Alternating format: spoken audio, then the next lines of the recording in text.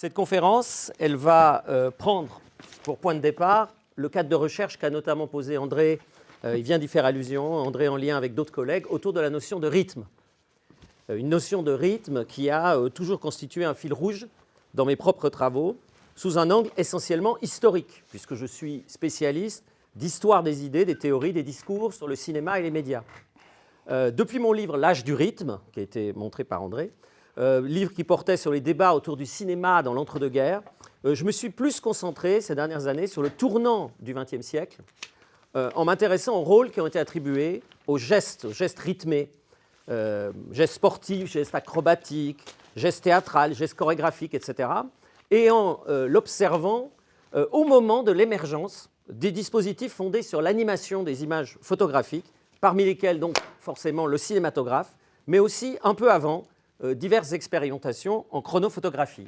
Et c'est sous cet angle de l'histoire des idées que je vais intervenir aujourd'hui en me concentrant sur une question qui est pour moi essentielle, la place assignée à la singularité de la performance corporelle humaine dans les dispositifs techniques d'images en mouvement qui prétendent la capter et la diffuser à un large public. Et je vais prendre pour point de départ et pour fil conducteur certaines dimensions des expériences en cours autour de la dite intelligence artificielle et plus largement du recours à l'informatique graphique. Certaines dimensions qui ont trait à leur utilisation dans le domaine des arts du spectacle, plus particulièrement de la scène théâtrale, mais qui font aussi écho plus largement à leur emploi dans tous les secteurs audiovisuels qui se focalisent sur la captation de spectacles basés sur des performances physiques, telles que les ballets, les concerts ou les compétitions sportives. Il s'agit dans ce contexte de trouver les moyens d'automatiser la reconnaissance par la caméra des gestes, des mouvements apparaissant dans l'image, puis de les présenter ensuite au public sous une forme continue ou découpée en plusieurs plans. En restant dans le cadre des discours, je vais essayer de montrer combien cette problématique de la captation du spectacle vivant à l'heure numérique peut être appréhendée sous le prisme du rythme, ou plutôt de la polyrythmie constante qui est générée à trois niveaux. D'abord, la rythmicité plurielle des déplacements corporels dans le temps et l'espace. Ensuite, la relation de cette performance du corps avec l'espace spécifique du dispositif spectaculaire dans lequel il se déplace. Et enfin, la rythmicité propre au synchronisme qui s'engage alors entre la performance et sa perception par le public. Je reviendrai sur ces trois niveaux successifs dans ma communication. Alors, mon objectif est de montrer que cette relation au rythme, qui demeure souvent implicite dans les discours des personnes qui s'y intéressent sous l'angle de l'IA ou de l'informatique graphique, renvoie en fait à des cadres de pensée qui se sont révélés de manière fondamentale dans les années d'émergence des images photographiques animées, à la fin du XIXe siècle et au début du XXe siècle.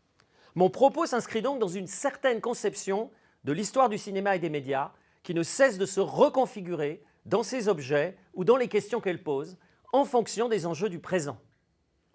Cela a bien été montré dans toute une tradition historiographique, qu'il s'agisse d'histoire culturelle, d'intermédialité ou d'archéologie des médias, des travaux que vous connaissez très bien ici à Montréal.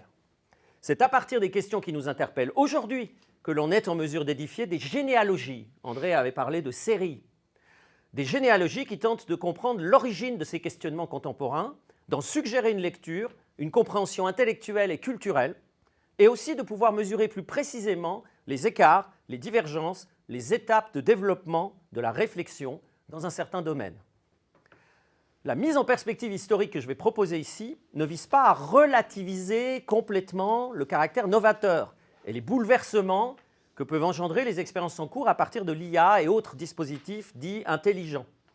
Elle vise plutôt à rappeler que s'il y a rupture épistémologique, celle-ci est intervenue en premier lieu sous une première forme fondamentale au cours de ce premier moment fort de technicisation, de mécanisation, voire de dématérialisation du corps humain, il y a un peu plus de 100 ans, dans le dernier quart du XIXe siècle.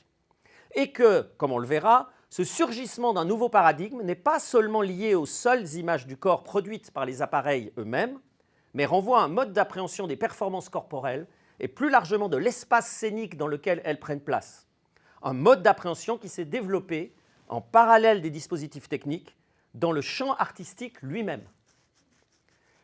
Alors, comme je l'ai rapidement mentionné en préambule, cette conférence cherche aussi à s'inscrire dans le cadre du projet actuel du groupe de recherche autour de l'histoire du montage, ici à l'Université de Montréal.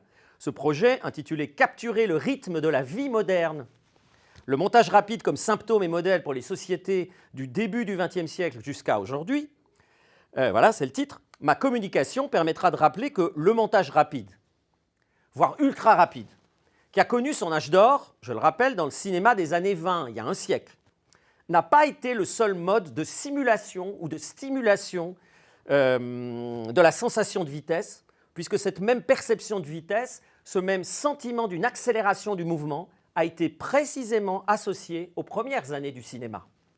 Époque où le dit montage rapide n'était pas encore à l'ordre du jour. En adoptant l'angle technosocial, notamment la réflexion autour de la modernité, qui est explicitement mise en avant dans votre projet, je vais rappeler que ce que l'on désigne comme le montage n'est pas forcément uniquement lié au changement de plan, mais concerne aussi, plus en amont, des paramètres rythmiques situés à l'intérieur même du plan.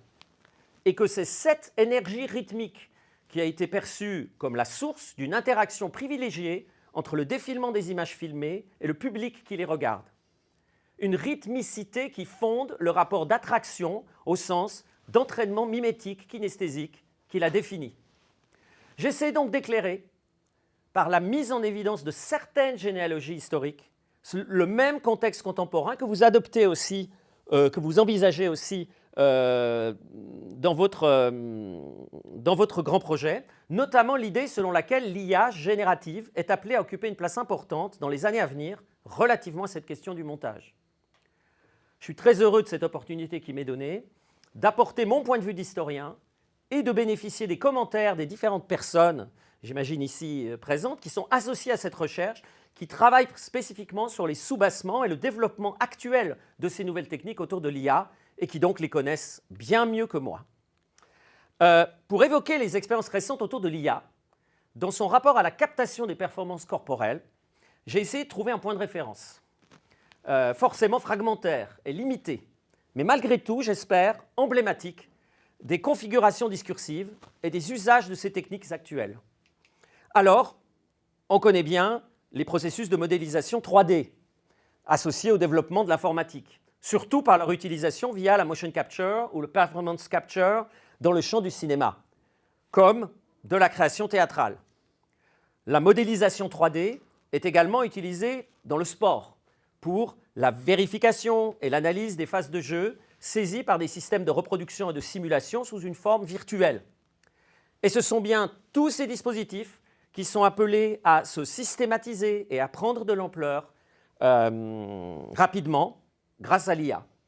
Ils sont déjà bien présents, du moins dans le discours promotionnel de certaines entreprises promettant des captations automatiques de spectacles et de matchs sportifs facilités, tant dans la phase d'enregistrement à partir d'un seul appareil de prise de vue, avec des capacités de suivre les événements saillants de l'action, que dans la phase de post-production, avec des instruments de sélection, d'inventaire, d'analyse graphique, de commentaires et d'assemblage des images. Le discours est très clair et c'est celui qui motive essentiellement la mise en avant commerciale des diverses technologies gravitant autour de l'acronyme IA. Leur intérêt réside dans la possibilité qu'elles offrent de réduire les coûts de production. Non seulement par le remplacement des êtres humains salariés et la suppression de leur poste de travail, il faut le rappeler, mais aussi par la diminution importante du temps nécessaire à l'ensemble du processus. Pour cette première communication sur le sujet, que je commence à appréhender pour ma part, et où je vais essayer d'établir quelques premières distinctions, je vais me concentrer sur un autre type de propos lié au développement futur de l'IA dans le domaine de la performance corporelle, celui des scientifiques spécialisés dans le secteur qu'on appelle, depuis les travaux du Brésilien Claudio Pijanez, chercheur au Research Lab d'IBM, The Computer Theater, en français, informatique théâtrale.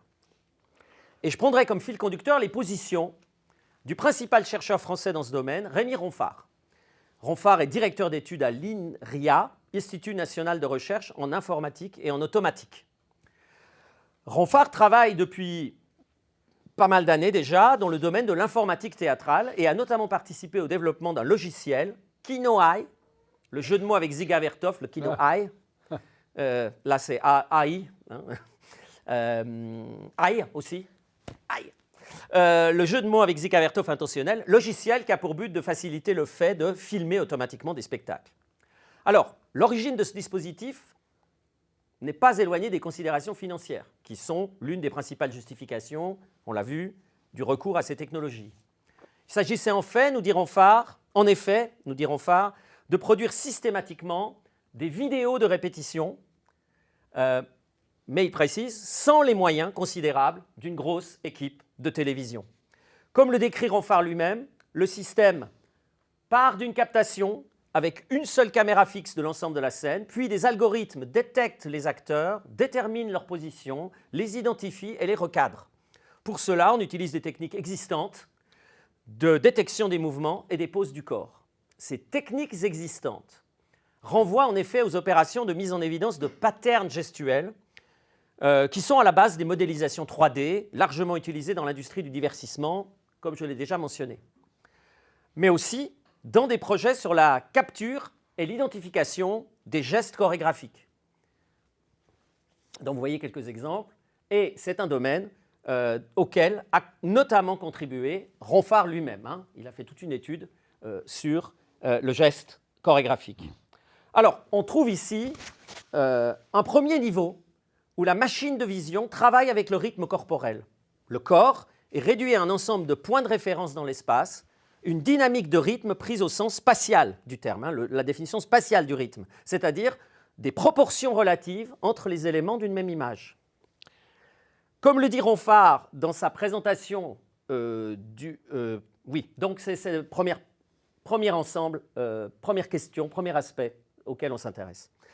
Comme le dit Ronfart dans sa présentation du logiciel Kinoai, pour chaque frame et chaque acteur présent sur la vidéo, OpenPose, c'est le nom de l'outil auquel est assignée cette tâche précise, OpenPose crée un tableau avec un ensemble de points qui forment un squelette de personnage. Dès que l'on passe de ce frame, de cette image fixe de référence à une autre, s'engage donc une polyrythmie complexe où l'on quitte la seule vue en tableau, dont parle Ronfart, un tableau marqué par des rapports de proportions réciproques, pour lui ajouter la dimension temporelle. Cette acception de la notion de rythme renvoie à sa définition la plus traditionnelle, hein, celle qui remonte à Platon. Hein, le rythme, c'est cette forme accentuée que prend un phénomène qui s'écoule dans le temps. Platon, ordonnance du mouvement, hein, nous dit-il. C'est donc dans l'espace et le temps, simultanément, qu'il y a rythme avec les images photographiques animées. Et ce constat a été établi par les premiers théoriciens du cinéma, comme Ricciotto Canudo, dès 1911, avec un texte qui va me servir lui aussi de fil conducteur pour cette communication. Il y aura une sorte de dialogue entre Ronfart et Canudo à un siècle d'écart. Texte qui renferme, à mon avis, l'essence de toutes les questions essentielles qui nous concernent encore aujourd'hui. Et Canudo a bien insisté sur cette particularité du nouveau médium en tant qu'art plastique en mouvement, ce qui le pousse à proclamer dans la foulée que le cinématographe opère, je cite, la grande conciliation non seulement entre la science et l'art, mais entre les rythmes du temps et les rythmes de l'espace. La réduction des mouvements corporels à des points géométriques fait écho de manière évidente à quelques-unes des expérimentations chronophotographiques qui ont marqué le dernier quart du XIXe siècle. Depuis une dizaine d'années, dans les réflexions autour de la motion capture, il est assez courant, pour ne pas dire banal, de se référer aux célèbres plaques produites à la station physiologique de Paris par Étienne Jules Marais, surtout celles que l'on trouve cataloguées au Collège de France sous le terme de géométrie, et qui consiste à faire porter par le sujet qui se meut devant l'appareil de prise de vue un costume noir jalonné de baguettes scintillantes. Un système qui permet de mettre en évidence d'une part la disposition du corps dans l'espace et d'autre part la forme que prend son déplacement. Si cette référence à la chronophotographie de type géométrique est de l'ordre du lieu commun, il ne faudrait pas pour autant négliger de considérer, au-delà de l'association rapide, tout ce qu'elle comporte d'enseignement quant à l'imaginaire scientifique du corps qui caractérise cette même époque et qui déborde dans plusieurs domaines à la fois. Et pour le comprendre, je vais prendre un exemple moins connu, à savoir cette image en mouvement d'une danseuse. Cette image a été prise en 1893 par Georges Demeny. Georges Demeny est une figure cruciale si l'on cherche à comprendre les vastes implications culturelles et sociales des chronophotographies du corps humain produites dans les dernières années du XIXe siècle, et le contexte dans lequel a émergé le médium cinématographique. Demeny était le préparateur physique de Marais à la station physiologique de Paris et son premier collaborateur pour tout ce qui avait trait au corps humain. Cette dimension corporelle était en effet le centre d'intérêt principal des travaux de Demeny, qui s'impose vraiment comme une personnalité emblématique de l'époque. Une période où les intérêts divers pouvaient converger vers des préoccupations communes suite aux bouleversements introduits par l'industrialisation et la mécanisation de l'existence, et plus largement en écho à un esprit scientifique tourné vers l'expérimentation systématique à partir d'appareils techniques. Les recherches de Demeny se situaient en effet à l'intersection de plusieurs domaines, au-delà du scientifique. Les images chronophotographiques du corps, dont il a été le maître d'œuvre, je le rappelle, le maître d'œuvre à la station, s'inscrivent d'abord, évidemment, dans le contexte des recherches scientifiques de Marais, sur la physiologie du mouvement, qui ont fait l'objet de nombreuses études fouillées, celles de Martha Brown, de Michel Friseau, de Laurent Manoni, bien sûr. Voilà. Ici, il faut préciser un point d'ordre technique. Si la danseuse en mouvement est en mouvement, ce n'est pas le fruit d'une animation ultérieure. Animation ultérieure d'une série d'images fixes, qui serait dès lors anachronique. Mais elle est bien, cette image, en mouvement, le résultat d'un dispositif mis au point par Demeny lui-même, le phonoscope. Au-delà de ces cadres de pensée scientifiques et techniques, les images de chronophotographie répondaient aussi à des impératifs sociaux et utilitaristes. Par exemple, si des crédits ont été accordés ou attribués, disons, à la station de Paris, c'était pour des nécessités matérielles et économiques de premier plan, comme étudier les rythmes des déplacements physiques du soldat ou les gestes du travail des ouvriers, dans le but de mieux les cerner et dès lors de les améliorer. Enseignant à l'école militaire de Joinville, ce qui explique pourquoi il y a tous ces messieurs avec des casquettes, Demeny était en lien avec les milieux adéquats pour mener très directement ce type de recherche. Cette position s'explique aussi par l'implication de Demeny dans une discipline corporelle particulière, la gymnastique. Ses travaux sont véritablement pionniers relativement à l'étude contemporaine du geste sportif, dans le cadre de ce que l'on appelle de nos jours la computer vision. Des travaux qui sont aujourd'hui complètement associés au développement de l'IA afin d'améliorer la productivité et l'efficacité des mouvements athlétiques. Au-delà de cet ancrage fondamental dans la gymnastique, Demeny a œuvré dans des domaines plus artistiques, comme dans son étude systématique du geste expressif pour la scène et le spectacle, dont il a cherché à comprendre les schèmes rythmiques essentiels. Dans ses nombreuses publications sur le sujet, notamment en lien avec les différentes méthodes de danse et de gymnastique dites harmoniques qu'il a pu promouvoir, Demeny s'est attaché à démontrer l'existence de liens entre les patterns gestuels révélés par la machine de vision, notamment leur stylisation sous une forme géométrique, et des conceptions traditionnelles du corps, telles que celles de la statuaire antique. Cette association entre archaïsme et modernité est tout à fait caractéristique de l'esprit de l'époque, où on part du principe que les techniques scientifiques sont l'occasion moins de dévoiler un monde absolument nouveau que de vérifier et de confirmer des conceptions traditionnelles de la gestualité. Le rythme des machines, en quelque sorte, ne fait que révéler les règles et les fonctionnements des rythmes organiques. Le champ artistique a été dans les mêmes années traversé de propositions visant elles aussi à rénover l'expressivité humaine par une étude plus systématique et rationnelle du geste. Je pense par exemple à la redéfinition de l'art mimique chez Delsart. Je pense aussi à l'apprentissage de la musique dans la rythmique de Jacques Dalcroze.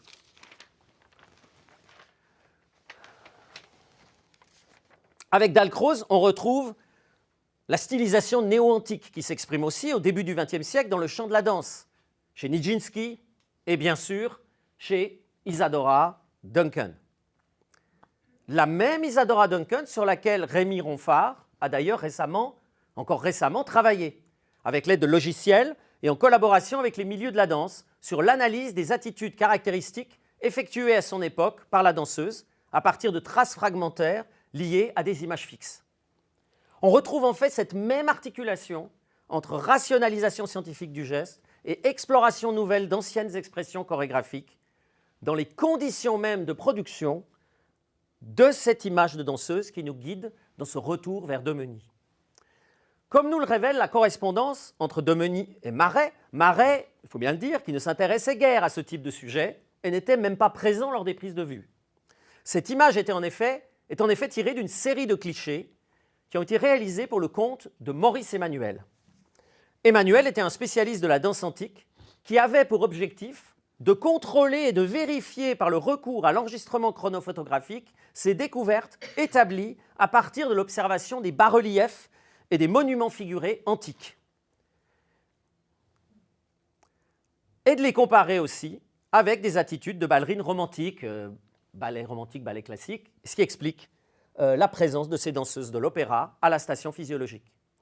La décomposition rythmique des gestes publiée par Maurice Emmanuel dans son livre nous fait bien comprendre la densité de l'imbrication qui peut exister entre les préoccupations d'une même époque autour de l'expression du corps humain, qu'il s'agisse de science, de technique, d'utilitarisme social ou politique, et même d'esthétique, d'une part, et d'autre part, le recours à des dispositifs permettant de procéder à la révélation de la forme rythmique de leurs mouvements. Ce travail de révélation n'est pas dénué de lien, évidemment, avec tous les efforts que les chorégraphes de toute époque ont tenté, et plus particulièrement au 18-19e, ont tenté de déployer pour laisser des traces de leur travail. Ce sera notamment le cas avec Rudolf Laban, qui réfléchira lui aussi avec sa kinésphère à une manière de cerner géométriquement l'ensemble des rythmes gestuels qui s'expriment simultanément dans une performance corporelle. Cette problématique de la notation est d'ailleurs de nos jours l'un des axes prioritaires des recherches de Ronfart. Il s'interroge notamment sur les apports de l'IA pour la transcription détaillée d'une mise en scène de théâtre, qui est l'une de ses ambitions à long terme. Selon lui, l'IA serait à même de, je cite, « intégrer des techniques de vision, de reconnaissance vocale, de traitement de la parole, de compréhension des mouvements, de la prosodie, etc. » Il en souligne pourtant encore les problèmes. Une difficulté pour une telle IA est de savoir où on s'arrête, de distinguer entre ce qui est important et ce qui ne l'est pas dans une mise en scène. Si à un moment donné un acteur lève le petit doigt, est-ce un hasard ou est-ce que cela fait partie de la mise en scène? Cette référence aux innombrables détails d'une mise en scène nous renvoie à la question de l'intégration des gestes à un spectacle vivant et où les rythmes produits par le déplacement d'un corps prennent place dans une interaction générale, non seulement avec ceux qui sont générés par d'autres corps, mais avec l'espace scénique dans lequel se déroule la performance. Et ça, c'est le deuxième niveau dont je voudrais vous parler ici. Alors, Rémy Ronfart insiste lui-même sur la possibilité qu'offre l'IA d'automatiser les régies théâtrales. Des régies théâtrales qui ont été d'ailleurs, ces dernières années, largement déjà informatisées. Il s'agit de synchroniser un ensemble de paramètres expressifs sous la forme d'une liste d'événements qui doivent être sans cesse déclenchés, lancés sous forme de multiples signaux. Alors, le cinéma lui-même a été pensé comme un moyen d'accomplir ce fantasme de, comment appeler ça, de contrôle précis de l'ensemble des paramètres rythmiques. L'ensemble des paramètres rythmiques qui apparaissent dans un spectacle. C'est bien l'idée de Canudo, qui voit l'articulation que le film autorise entre les rythmes de l'espace et du temps remédier à ce qu'il appelle le caractère éphémère du spectacle scénique traditionnel. Il nous dit, en résumant immédiatement toutes les valeurs d'une époque éminemment scientifique, une époque livrée au calcul, et aboutir à l'avènement d'un théâtre nouveau, une sorte de théâtre scientifique, fait de calculs précis, d'expressions mécaniques. Fin de citation. Ce théâtre scientifique est le reflet d'un monde moderne, désormais gouverné par la technique, mais il est aussi l'actualisation d'un fantasme de spectacle total et complet, achevé dans le sillage du Gesamtkunstwerk wagnérien. En parlant du cinéma, en parlant du cinéma comme renaissance de la tragédie ou évolution dernière de la fête antique, Canudo fait en effet écho à l'œuvre d'art totale rêvée par le compositeur Richard Wagner, qui souhaitait faire ressurgir en plein cœur de la modernité scientifique l'idéal de fusion expressive de la tragédie antique, en tout cas de ce qu'il considérait comme tel. On a souvent établi un lien entre le dispositif de la salle de cinéma et celui du théâtre de Bayreuth que Wagner avait édifié pour accueillir ses drames musicaux. Placement égalitaire du public vis-à-vis de la scène, obscurcissement de la salle, allongement du proscénium pour accentuer la profondeur et créer l'illusion d'une perspective. Et, comme au moment du passage au cinéma sonore mécanisé, 50 ans plus tard, dissimulation de l'orchestre que Wagner désignait comme l'appareillage technique, tout cela pour renforcer l'unité interne du tableau scénique. Bild, das Bild, l'image, le tableau scénique, l'image scénique. La scène se présentait alors comme une image immatérielle, envisagée comme un abîme mystique. Une image fantasmagorique, comme l'a désigné plus tard Adorno dans son essai sur Wagner. Adorno qui a repris là un concept de Marx afin de condamner la contradiction profonde d'un système qui s'appuie sur la négation de sa propre ivresse technologique pour la recouvrir de sa prétention autonome à la souveraineté de l'artiste. Une dimension illusionniste, pseudo-immersive, qui est le propre de la marchandise, nous dit Adorno, des biens de consommation qui cherchent à dissimuler toute trace de travail. Le recours à la technique, chez Wagner, passe surtout par l'orchestre, qui est désormais sous contrôle et invisible, mais aussi par divers effets de machinerie, et parmi lesquels la lanterne magique. Et pour Adorno, c'est en cachant cette technique sous une apparence mystique et magique que Wagner a préfiguré la logique future de l'industrie culturelle, et notamment celle du cinéma dominant. Je vous donne une citation. « Précisément Parsifal, œuvre sacrée, dont la technique du décor tournant fait penser au cinéma, indique le niveau de cette dialectique. L'œuvre d'art magique rêve son envers parfait, l'œuvre d'art mécanique. » Dans ce nouveau contexte technologique, la scène se voit donc comme transfigurée mécaniquement par les appareils techniques qu'elle incorpore à son système expressif, sans pour autant perdre son statut de modèle artistique fondamental. C'est bien dans le cadre de la réflexion théorique sur les arts scéniques qu'a été dans un premier temps conceptualisée la dynamique d'interaction rythmique que le recours aux machines pourra explorer et exploiter. Je pense notamment aux idées d'Adolphe Appia, qui se fondent sur le modèle wagnérien de fusion expressive dont nous venons de parler, et cela pour réfléchir à l'interrelation des paramètres présents sur la scène. Comme le montre sa collaboration avec le rythmicien Jacques Dalcroze, Appia a pensé les déplacements des corps sur une scène repensés comme espace rythmique. Il insiste sur la double dimension du rythme, en rappelant que la musique fixe la durée, ainsi que les divers rapports de proportion qui existent sur la scène. D'abord entre les mouvements des interprètes humains, des acteurs, qui évoluent dans le temps et aussi dans l'espace, ce qui explique l'union à l'état latent, dit-il, de cet acteur avec les différents éléments de ce qu'il appelle le tableau inanimé, en particulier le décor et la lumière. Alors, sur ce dernier plan, Appia a insisté sur la fluidité quasi immatérielle de la projection, qui assure par sa maniabilité un trait d'union entre tous les paramètres expressifs disposés sur la scène. Il pense là à la lanterne magique que Hugo Bert avait employée à Bayreuth, mais aussi à la photographie électrique en série, c'est-à-dire à la chronophotographie qui se révélera d'après lui toute puissante à l'avenir, par exemple pour représenter, dit-il, toute puissante, pour représenter évidemment la scène des Valkyries, la chevauchée céleste des Valkyries. Cette idée a également été pointée par Canudo. Canudo qui estime qu'aucun théâtre ne pourrait donner avec une telle vertigineuse rapidité la moitié des changements de décor qu'offre le cinématographe, fût-il pourvu des plus extraordinaires machineries modernes. Par machinerie, il entend justement la machinerie de théâtre. Une idée qu'on retrouvera dans les propos de nombreux théoriciens ultérieurs du cinéma, comme Vuillermoz, qui a vu le cinéma prolonger l'opéra wagnérien par ce qu'il appelle les fantasmagories immatérielles de la vision animée. Vuillermoz a aussi parlé de pur cinéma à propos des formes de spectacles hybrides, mi-humains, mi-technologiques, tels que ceux qui ont bénéficié dans les années 20 des décors lumineux d'un spécialiste de lanterne qui s'appelait Émile Frey, et notamment pour cette chevauchée des Valkyries, dont l'illusion du mouvement était produite par la projection de plaques successives.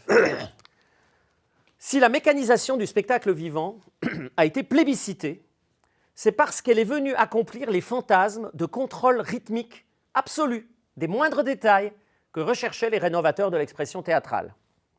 Si l'on suit Canudo, le cinéma les réalise pleinement, en basculant dans le monde de l'automatisation. Il souligne en effet, je cite, « la précision extrême du spectacle. Aucun des acteurs qui se meuvent sur la scène illusoire, vous voyez le caractère virtuel et immatériel, la scène illusoire, ne trahira son rôle ou manquera d'une fraction de seconde au développement mathématique de l'action.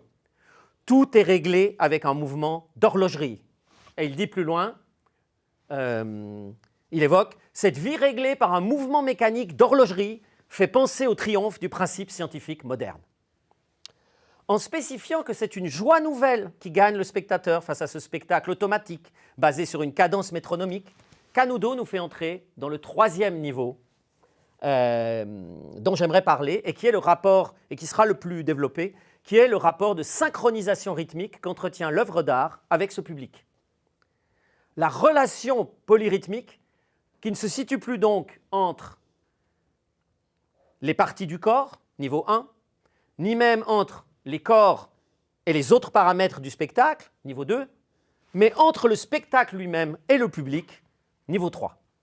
Au moment où émergent les images photographiques animées, cette dernière problématique pose des questions de perception du rythme corporel via des discours qui, comme on va le voir, sont marqués en profondeur par le retour constant d'une dialectique entre différents termes, individu et collectif, perte de contrôle et maîtrise, réel et virtuel. Les premiers théoriciens du cinéma ont été tourmentés par un idéal communautaire, en particulier celui qu'avait promu Wagner, où le peuple tout entier se projette virtuellement dans le tableau scénique qui offre le spectacle des mythes fondamentaux. En témoigne une fois encore Canudo, qui évoque, on l'a entendu déjà parler de renaissance de la tragédie et de renouveau de la fête antique, mais il parle également d'une fête nouvelle, d'une nouvelle unanimité joyeuse dans un spectacle, dans un endroit où les hommes se retrouvent ensemble, où ils puisent l'oubli de leur individualité isolée. Et il perçoit ce nouvel unanimisme comme, je cite, comme le triomphe de la vie moderne. Cette idée sera aussi celle aussi un peu plus tard d'Eliphore, l'historien d'art, qui voit le cinéma renouer avec la tradition du grand spectacle collectif qui put réunir tous les milieux dans une communion unanime, exaltant la puissance rythmique qui définit en chacun d'eux l'ordre moral. Ce discours unanimiste attribue donc au rythme une fonction d'articulation entre l'individu et le collectif face à la vision d'une scène immatérielle. Une telle conception accompagne encore certains discours contemporains autour de la captation cinématographique du spectacle vivant, au moment où il est désormais comme démultiplié dans son acception numérique et interconnectée à l'heure de l'informatique et de ses derniers avatars que l'on qualifie encore aujourd'hui, pour l'instant, d'intelligence artificielle. Dans un entretien autour de son travail, Rémy Ronfart insiste ainsi énormément sur cette dimension de la relation au public, et notamment à travers les développements futurs du métavers. Bon. C'est 2025. Bon. Je me disais, métavers peut-être dans 5 ans, 10 ans, on appellera ça autrement, mais c'est toujours le problème avec ces développements. Mais bon, métavers, ou imaginons ce qui s'appellera comme ça dans quelques années, enfin l'expression qui recouvrira ce phénomène, qui implique le métavers différentes expériences de pratique théâtrale. Alors, je cite, « Des acteurs ont utilisé le métavers pendant la pandémie avec un public distant, avec des casques de réalité virtuelle. C'est du théâtre distribué, qui apporte aux artistes de théâtre une forme d'ubiquité, qui est complètement nouvelle pour eux, Un jour, on peut enregistrer un spectacle et y assister, voire participer le lendemain n'importe où dans le monde. Pour la musique, ce phénomène est devenu courant. Au théâtre, non. Dans une autre interview sur... une intervention, pardon. Ça, c'était une interview d'ailleurs. Une autre intervention sur le théâtre à l'âge du métavers, Ronfart se réfère explicitement à une position utopique, lui aussi, pour imaginer l'avènement d'un théâtre numérique. Une position utopique de l'entre-deux-guerres, celle de Paul Valéry dans son célèbre texte « La conquête de l'ubiquité », pour imaginer l'avènement d'un théâtre numérique populaire, qui permettra de, je cite, « faire voir en tout point du globe, dans l'instant même, une œuvre théâtrale exécutée n'importe où ». En réalité, vous me voyez venir, hein, bien avant Paul Valéry, l'idée d'ubiquité a été tôt associée au potentiel du cinéma. Ainsi, Canudo nous dit « Le cinématographe lui donnera aussi la vision, donc à l'être humain, la vision des pays les plus lointains, des hommes les plus inconnus, en opérant ce qu'il appelle la destruction symbolique des distances. » La destruction des distances. Cette idée de pouvoir virtuellement assister à un spectacle partout et en même temps est largement présente de nos jours, évidemment, par l'activité des grandes firmes audiovisuelles qui diffusent par des systèmes de transmission numérique satellitaires des concerts et des matchs sportifs. Et elle préoccupe aussi les pouvoirs publics, hein, comme le rappelle Ronfart, qui revient régulièrement sur le rôle de l'État et des services publics dans ses missions de valorisation du patrimoine et de la culture. Cette dimension, qu'on peut appeler une dimension de prosélytisme culturel, se situe au cœur de l'émergence des images photographies animées, en fait. Il suffit de prendre l'exemple d'Edison, qui, directement après avoir mis au point la photographie, a voulu l'apparier à l'enregistrement du mouvement, la kinétographe, comme le montrent différents brevets, ici déjà en 1888. Comme il l'a beaucoup dit dans toutes les années suivantes, là j'ai pris que les articles du New York Times, le but d'Edison était bien de transporter les opéras et autres spectacles des grandes villes vers les plus petites agglomérations. Un souci de transmission que reprendra à son compte Will Hays, le patron de l'industrie américaine, en 1926, dans sa présentation du système de cinéma sonore Vitaphone, et plus tard, bien sûr, on retrouvera ses discours, on trouvera ses propos dans les discours liés à la télévision et à Internet, etc.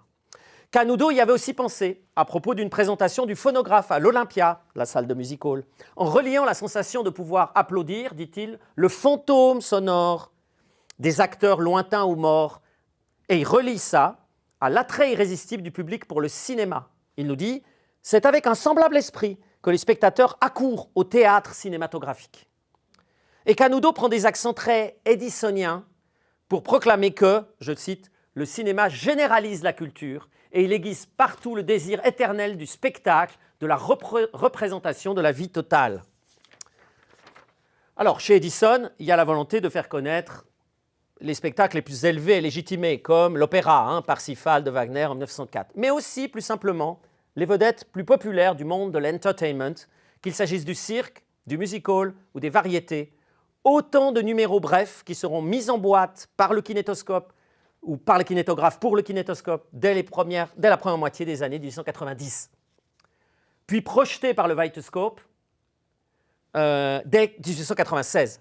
Et c'est d'ailleurs sous l'influence de ces attractions gestuelles pour kinétoscope que Georges Demenys lui-même se convertit un temps en homme de spectacle, faisant glisser les images du paradigme scientifique à celui de l'attraction, c'est-à-dire de la marchandise spectaculaire.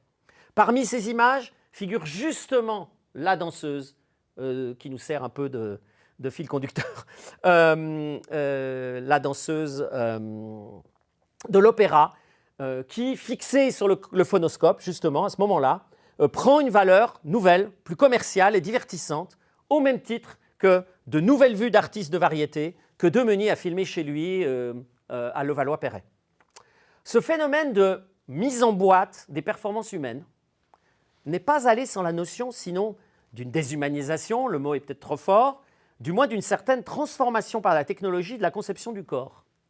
Chez Edison, bon, on l'a déjà un peu vu, l'idée de reproduire le spectacle vivant sous une forme automatique s'est accompagnée de la perception d'une dimension spectrale, celle de simulacre corporel, associée à un réel différent ou différé, qui n'est pas éloigné de l'idée de l'inquiétante étrangeté que Freud prête aux êtres artificiels. Ainsi, ça c'était Edison, ainsi c'est bien dans un royaume des ombres, que Gorky a eu l'impression d'être projeté dans sa célèbre description des premières séances de cinématographe.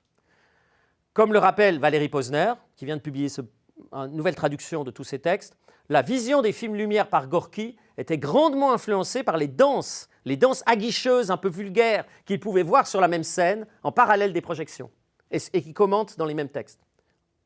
Il faut souligner à cet égard combien les images photographiques animées ont d'emblée été rattachées à la catégorie des spectacles mi-humains, mi-machiniques. Le cinéma des débuts a ainsi été associé aux automates ou aux figures de cire, comme ici dans ce musée Höller qui était dans le sous-sol de l'Olympia. Ou encore, il a été associé aux danseuses serpentines ou à ce numéro qu'on appelait les femmes volantes.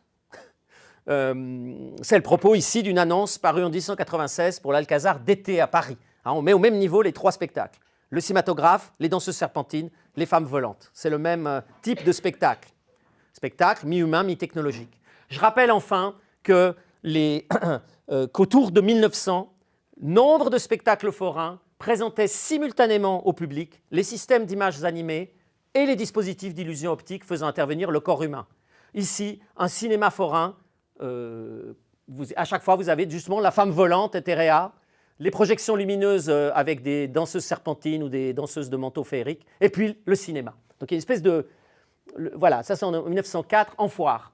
Et un dernier exemple, un cinéma forain qui propose à côté des films une femme caméléon dont on nous dit qu'elle est représentée par une personne vivante dans les projections lumineuses.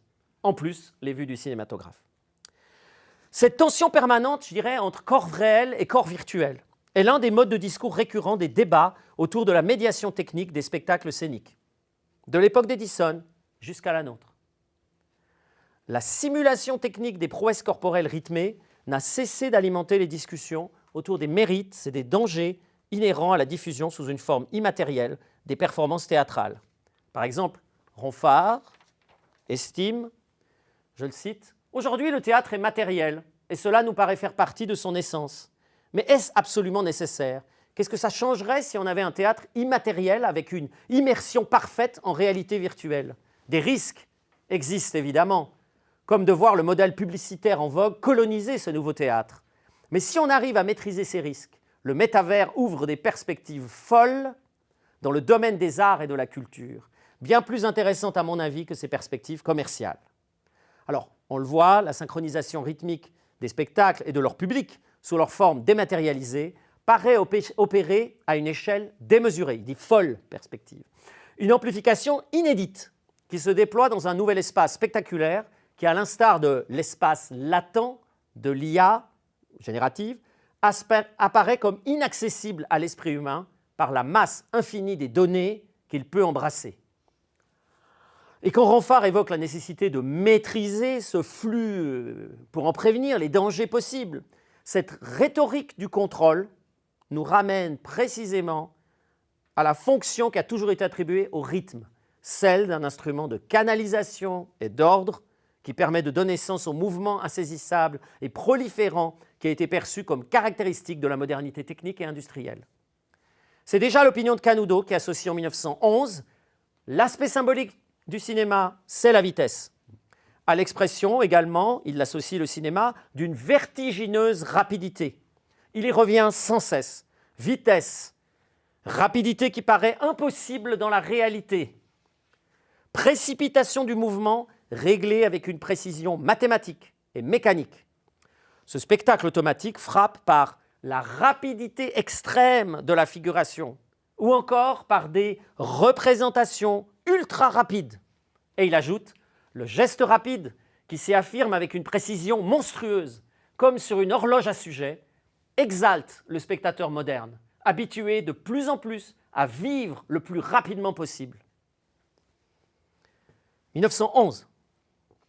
Cette vitesse du cinématographe renvoie donc à l'une des facettes les plus significatives de l'existence moderne, celle que vous postulez aussi dans votre projet de recherche, c'est-à-dire une accélération générale du rythme, qu'il s'agisse des transports, des moyens de communication, de la cadence du travail ou même des loisirs. Comme dirait Adorno, les loisirs se calent sur le rythme du travail.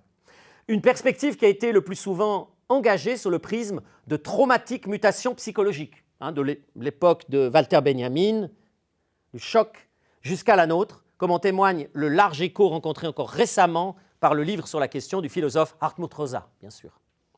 Je saisis cette occasion pour préciser un point théorique sur le rythme.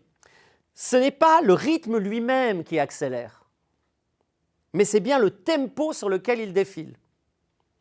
Le rythme, c'est une série d'accents dans le temps, une forme qui, une fois perçue et identifiée, ne se modifie pas. Cette forme ne modifie pas au gré d'un tempo plus ou moins lent ou plus ou moins rapide. Donc, quand on parle de rythme rapide, on emploie en fait une formule qui n'est pas erronée, mais qui contracte la description plus précise d'un rythme défilant à un tempo rapide.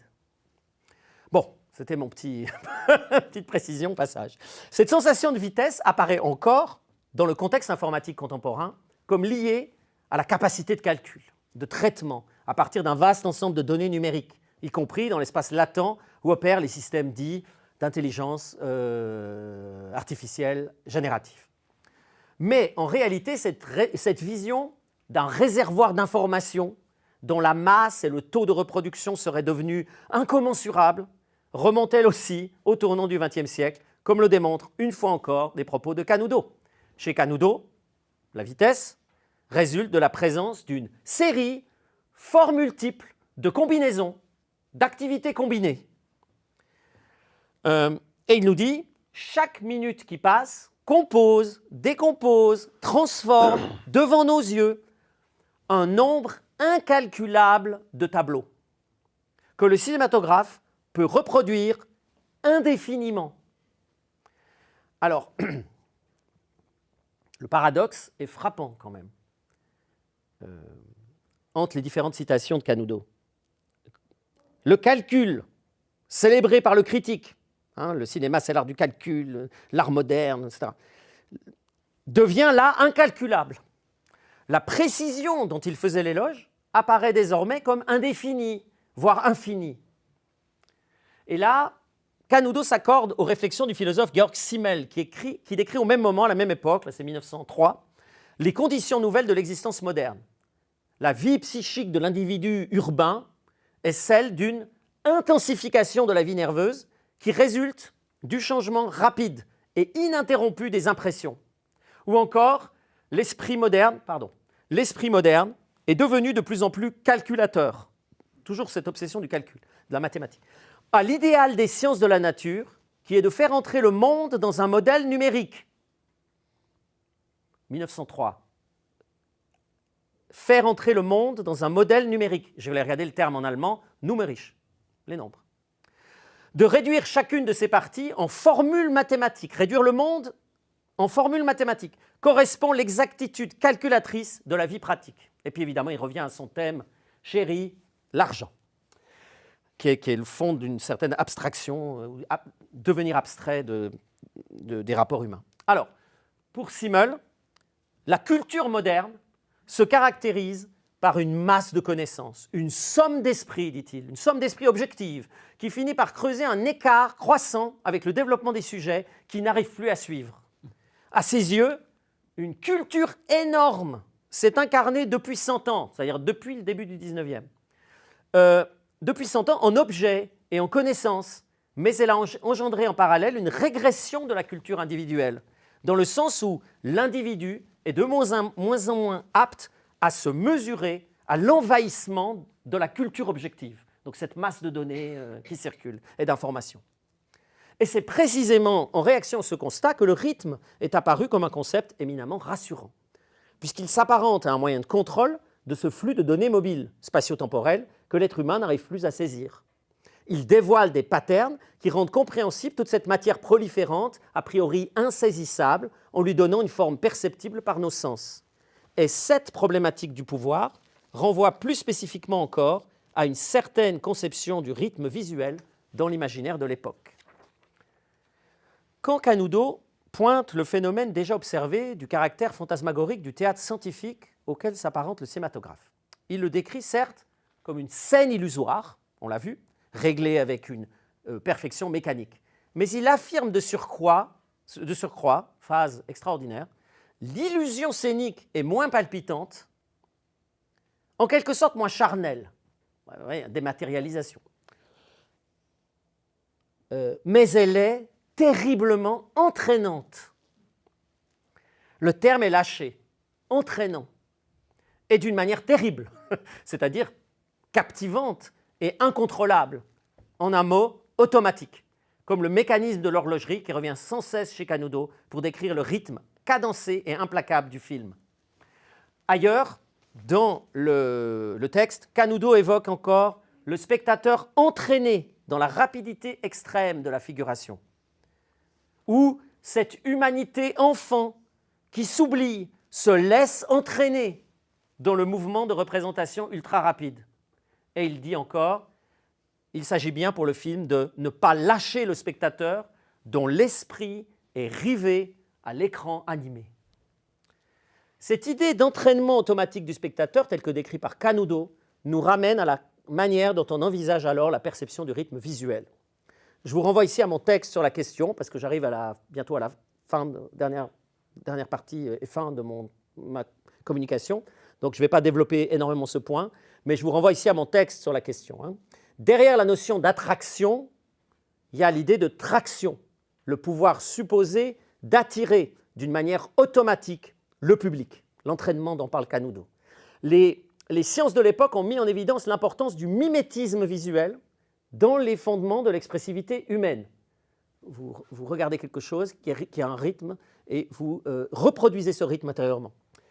C'est une notion qui circule énormément à l'époque. Les lois de l'imitation de Gabriel Tarde, les fonctions mentales dans les sociétés inférieures de Lucien Lévy-Bruhl, les idées du rythmicien Jean Dudine, disciple de Dalcroze, qui reprend les idées d'un scientifique, Félix Le Dantec, sur l'imitation des rythmes par les colloïdes chargés d'électricité. Ou encore, on peut citer les travaux aux États-Unis de Bolton et de Rukmik sur les réactions corporelles spontanées des sujets face à des stimulations rythmiques. Ce phénomène inspire alors le premier cinéma comique qui met en avant des comportements humains si fascinés par les spectacles rythmés qu'ils observent qu'ils se mettent à les reproduire de façon incontrôlable. On va laisser... Voilà. Reproduction mimétique et incontrôlable. Ce motif de la danse contagieuse est bien connu. Il a été étudié par tout un ensemble de chercheuses qui s'inscrivent pour la plupart dans le sillage des travaux fondamentaux de Ray Beth Gordon. Dans certains de ces films, on voit à l'œuvre des personnages contrôlant divers groupes sociaux à l'aide de dispositifs techniques, capables de leur faire adopter des cadences liées au geste du travail. Ici, vous voyez les fainéants qui, heureusement, l'espèce de dispositif permet de les faire travailler beaucoup plus vite et plus efficacement. Et de même ici, avec des soldats à l'entraînement. Ce motif que vous avez beaucoup, évidemment, à l'époque, ce lien entre défilé militaire et cinématographe, Bergson, par exemple. Bon. Dans d'autres films, comme dans Rosalie et son phonographe, on retrouve le rythme musical. Les protagonistes sont soumis implacablement au rythme métronomique des machines. Voilà. Vous la voyez comme entraînée dans le mouvement automatique de l'animation image par image. Voilà, au même titre que le mobilier. Bon, elle a disparu de l'image là, mais elle va réapparaître dans un autre tableau. Alors, les films comiques, loin d'être envisagés comme secondaires, sont justement érigés par Canudo au statut d'œuvre emblématique de l'époque. C'est une surprise un peu par rapport à son discours. Le comique se relie pour lui à ce mouvement nerveux et convulsif. Bon, nerveux, c'est vraiment le terme clé de l'époque. Tout est nerveuse, les nerfs, la nervosité, enfin tout est appréhendé avec ce terme. Mouvement nerveux et convulsif qu'on appelle le rire. Et il rajoute, la vie est simplifiée par le grotesque. Alors, ce concept de grotesque lui paraît apte à rendre compte d'une certaine idée, je pense que c'est ça la solution, on retrouve l'unanimisme, etc., une certaine idée de l'archaïsme et du supposément populaire, une idée qui passe par des transformations sensationnelles du corps. Il nous dit « Je ne connais rien de plus superbement grotesque que les spectacles très comiques du cinématographe. Ces apparitions extravagantes, ces rapides transformations de mouvements et de figurations, à son sens, je cite toujours Canudo, le comique a la puissance de supprimer les hiérarchies, d'accoupler les êtres les plus divers, de donner l'extraordinaire impression des mélanges des mondes les plus séparés. Alors, ce sont évidemment ces mêmes mutations physiques que l'on voit à l'œuvre dans les séries comiques délirantes produites par toutes les autres Pathé et Gaumont, ainsi que dans les films à trucs et autres scènes à transformation qui ont migré des spectacles de magie ou des soirées de music-hall ou de cirque vers le cinéma. L'hybridation des corps entre merveilleux et grotesque renvoie à la culture dite populaire de ces mêmes années. Elle représente certes une facette de l'inconscient corporel, comme dit Rebeth Gordon, à l'âge des bouleversements scientifiques qui redéfinissent les frontières de l'humain, mais elle est aussi le fruit des manipulations ludiques offertes, autorisées par le travail de catégorisation qui est à l'œuvre dans les programmes d'attraction de l'époque. Il y a un travail d'étiquetage en numéros et ensuite cette marchandise spectaculaire, on pourrait dire, se décline à l'infini dans tous ces avatars et tous ces croisements typologiques. Je vous en donne un exemple. Le numéro de la cage au lion et le numéro de la danse serpentine. Pourquoi pas la danse serpentine dans la cage au lion? C'est possible. On peut même faire mieux. Les chiens pompiers, les chiens savants, spécialistes des numéros de pompiers. Et la danse serpentine, ça donne la danse serpentine des chiens pompiers. Vous voyez? Bon. On pressent ici qu'un lien est possible dans ces croisements produits par l'assemblage systématique jusqu'à l'absurde des étiquettes génériques et sur un mode mêlant les registres du ludique et de l'expérimentation à la génération d'images. On pense évidemment, on établit un lien avec la génération d'images aléatoires que produit dans certains cas l'IA, telle qu'appliquée à la création visuelle et aux images du corps. Les canons du merveilleux et du grotesque, tels que posés par Canudo, ne sont pas loin là aussi.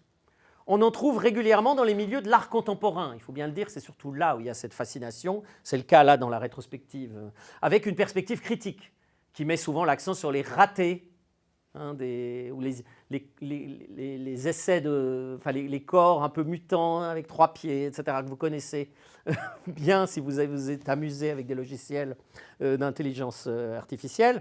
Eh bien, on les retrouve. Et cette perspective critique dans ces œuvres d'art contemporain, je vous renvoie au travail en cours de mon collègue de la Sorbonne Nouvelle, Antonio Somaini, qui ouvre une expo justement actuellement au musée du Jeu de Paume, oui c'est ça, sur l'art et l'IA. Et il y a énormément de choses qui vont certainement aller aussi du côté du grotesque.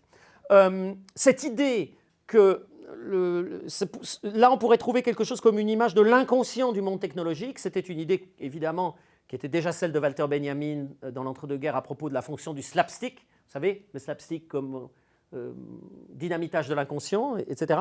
Mais il existe aussi des logiciels destinés au grand public qui se proposent tout simplement de générer de telles visions grotesques pour le pur amusement. Les transformations et les déformations corporelles des premiers temps nous font bien comprendre à quel point le cinéma des attractions, dans son rapport au spectacle vivant, ne visait pas à produire de simples captations passives d'une action profilmique, mais exploitait au contraire un montage de type photogrammatique. Et là, je vous renvoie à l'étude de référence qu'André a réalisé sur ce point. J'ai dû couper 5-6 références à André pour ne pas faire trop, mais il y a beaucoup. Et donc, évidemment, c'est bien connu. J'avais préparé une petite partie là-dessus où on s'aperçoit, dans un rapport d'intermédialité, que justement l'utilisation de l'arrêt de caméra, quand on veut faire, dans un film de Méliès par exemple, le but c'est simplement de transposer un principe qui existe au théâtre. Ce principe intermédial existe aussi avec le cinéma, sauf qu'on utilise un moyen spécifique pour le faire advenir. Mais en réalité, c'est la même idée. Faire apparaître ou disparaître quelqu'un sur scène, faire apparaître et disparaître quelqu'un par des moyens cinématographiques. Mais quelque part, il y a un lien, un même principe. La danse serpentine, c'est sur scène des projections colorées qui permettent de multiplier, de faire changer des couleurs. Eh bien, au cinéma, ça va être le montage photogrammatique, justement, c'est-à-dire poser des couleurs sur chaque image pour donner l'illusion de couleurs différentes invisibles, dont le changement est invisible à l'œil. Bon, voilà. Donc, ce type de travail sur le photogramme, je vous renvoie à l'étude d'André. André montre combien, en amont du montage comme assemblage de plans, il y a le montage qui exploite l'interstice qui existe entre les images elles-mêmes. Par exemple, à travers l'arrêt de caméra ou la pose de couleurs sur la pellicule, comme dans les 2 exemples que je viens de vous donner. C'est bien ce montage photogrammatique, on va dire interne, logé entre les images elles-mêmes, dans la matière même de l'image, qui est susceptible de maîtriser la polyrythmie interne à une image, celle produite par les corps qui s'y déplacent ou par les mouvements d'appareils. Comme le poseront plus tard les théoriciens des années 20, théoriciens cinéastes, critiques, etc., Léon Moussinac ou Germaine Dulac, ce n'est que dans un second temps, à un niveau moins fondamental, que ce premier rythme intérieur, comme il l'appelle, sera doublé par le rythme extérieur du montage, au sens qu'il a pris traditionnellement dans le cinéma et la télévision depuis. L'un des enjeux de l'IA, relativement au montage entre plans, c'est de proposer un découpage de l'action, soit à partir de plans tournés sous différents points de vue, soit, ce que proposent beaucoup de systèmes actuels pour le filmage du sport ou de la scène, à partir d'une seule et même position fondamentale. Et c'est bien ce que fait le dispositif KinoEye de Ronfart pour la captation des spectacles. Voilà, hein. C'est ce découpage à partir d'une seule position de caméra.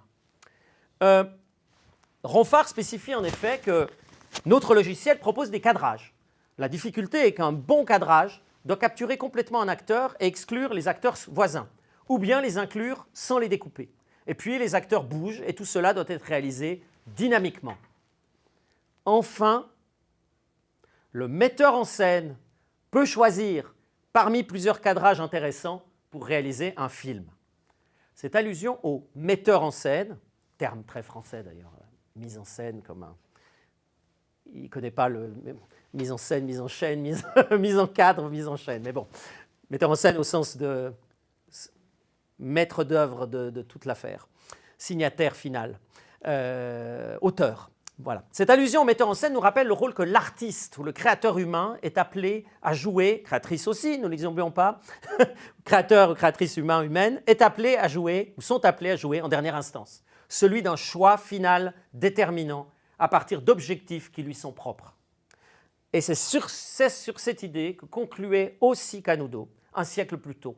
Le critique disait en effet attendre le moment où des artistes géniaux auront donné à ce spectacle quelques rythmes de pensée et d'art, ce qui est pour lui la condition pour que ce théâtre cinématographique puisse dégager à l'avenir une idée directrice vraiment supérieure, dit-il, voilà, une idée, pour que ce théâtre cinématographique puisse, je commence à fatiguer, on arrive à la fin. Qu'est-ce que je disais? Pour que, donc, quelques rythmes de pensée et d'art, pour que ce théâtre cinématographique ouvre une esthétique nouvelle. Voilà. Il est nécessaire pour lui que le cinéma puisse dégager à l'avenir ce qu'il appelle une idée directrice vraiment supérieure pour s'imposer comme un art véritablement accompli.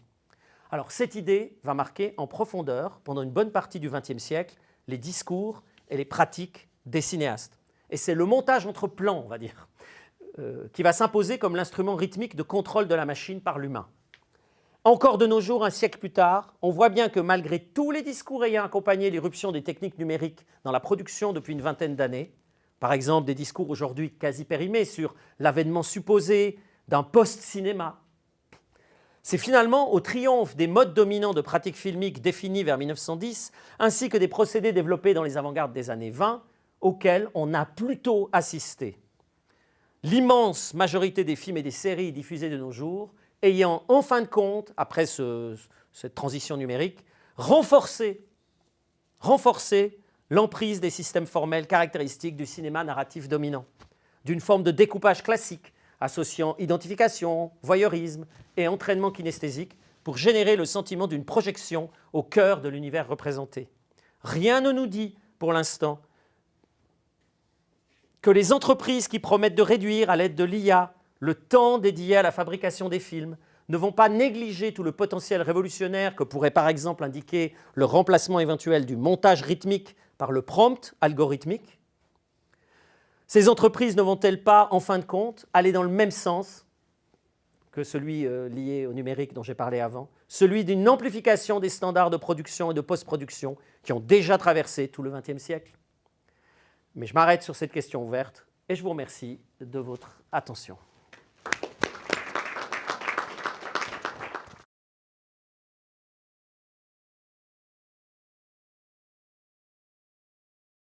Il y a un concept que je lisais chez Deot dernièrement, qui parlait d'appareils, puis je trouvais que c'était un petit peu dans le sujet de votre présentation, mais qui a passé peut-être un peu dans les cracks, si on pourrait dire. C'est le concept de fantasmagorie.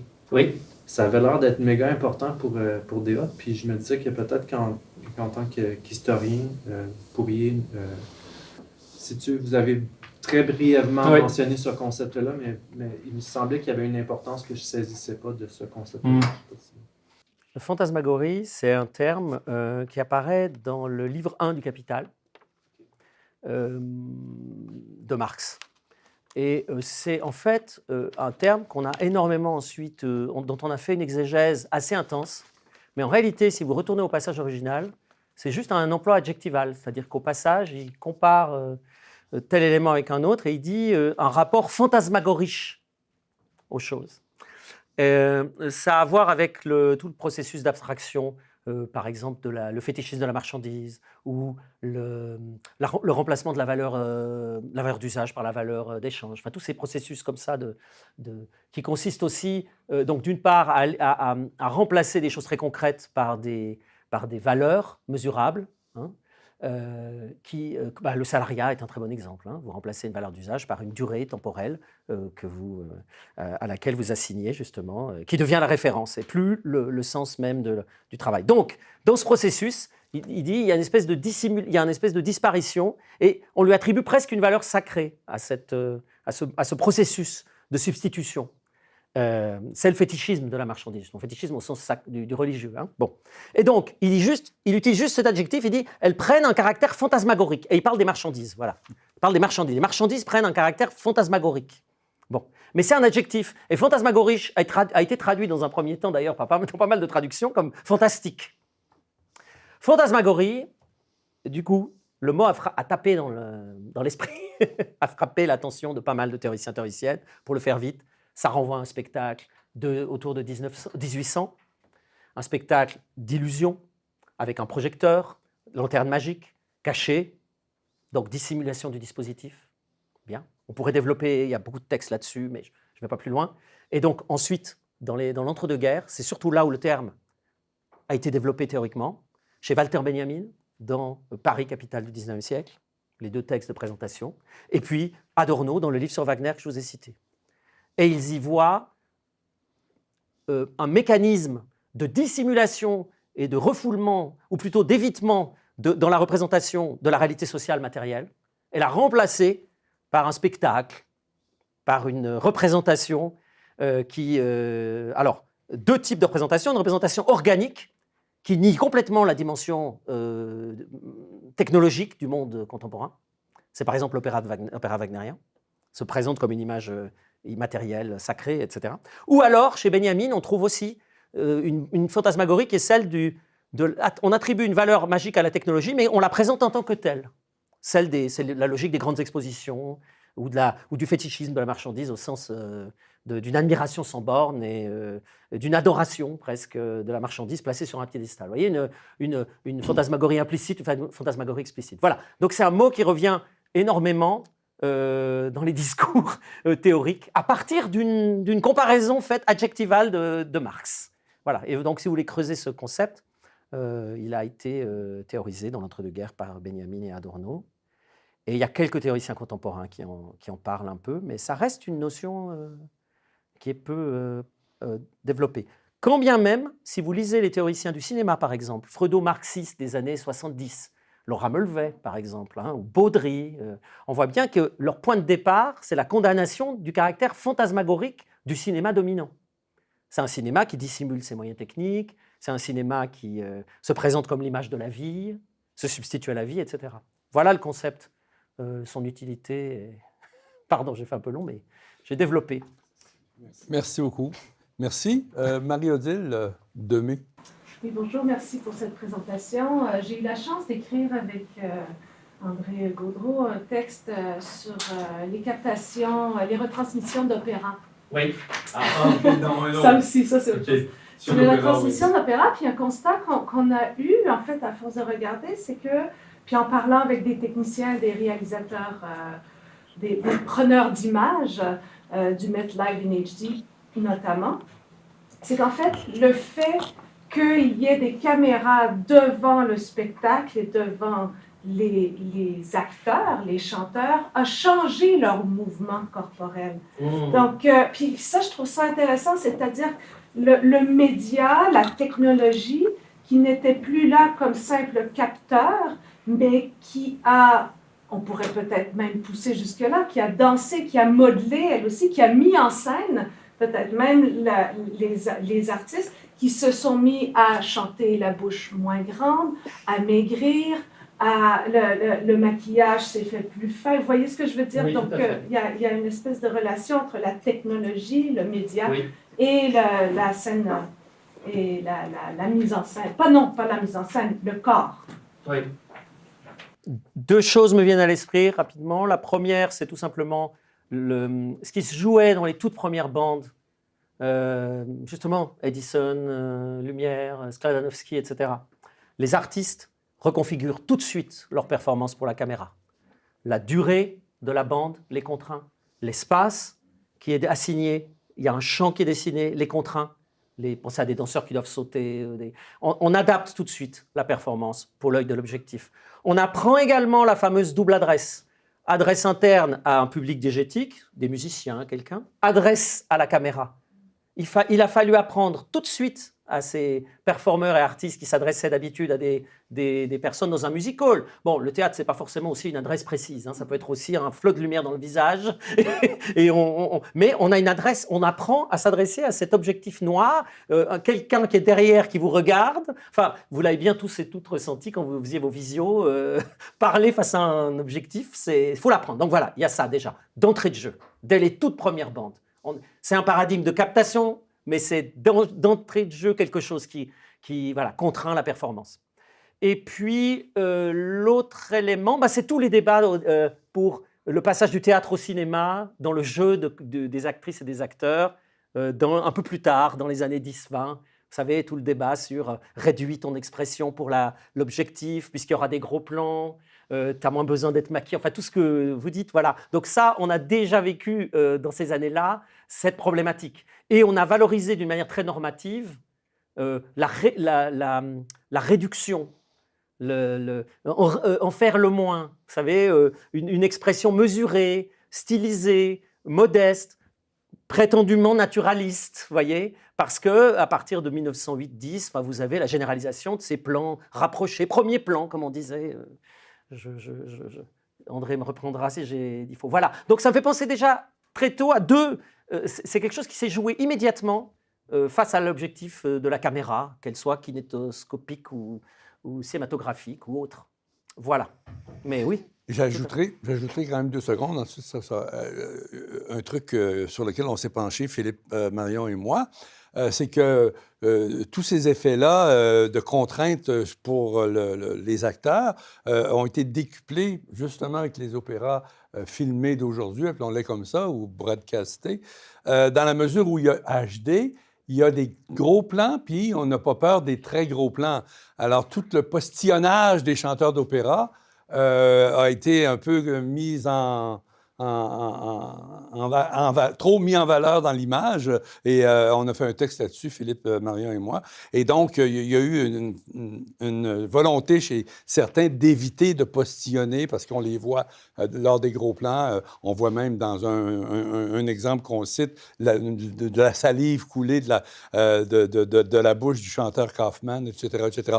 Donc, il y a un rapport entre la machine et la mécanique de la machine et la mécanique du jeu qui est toujours un peu comme interrelié.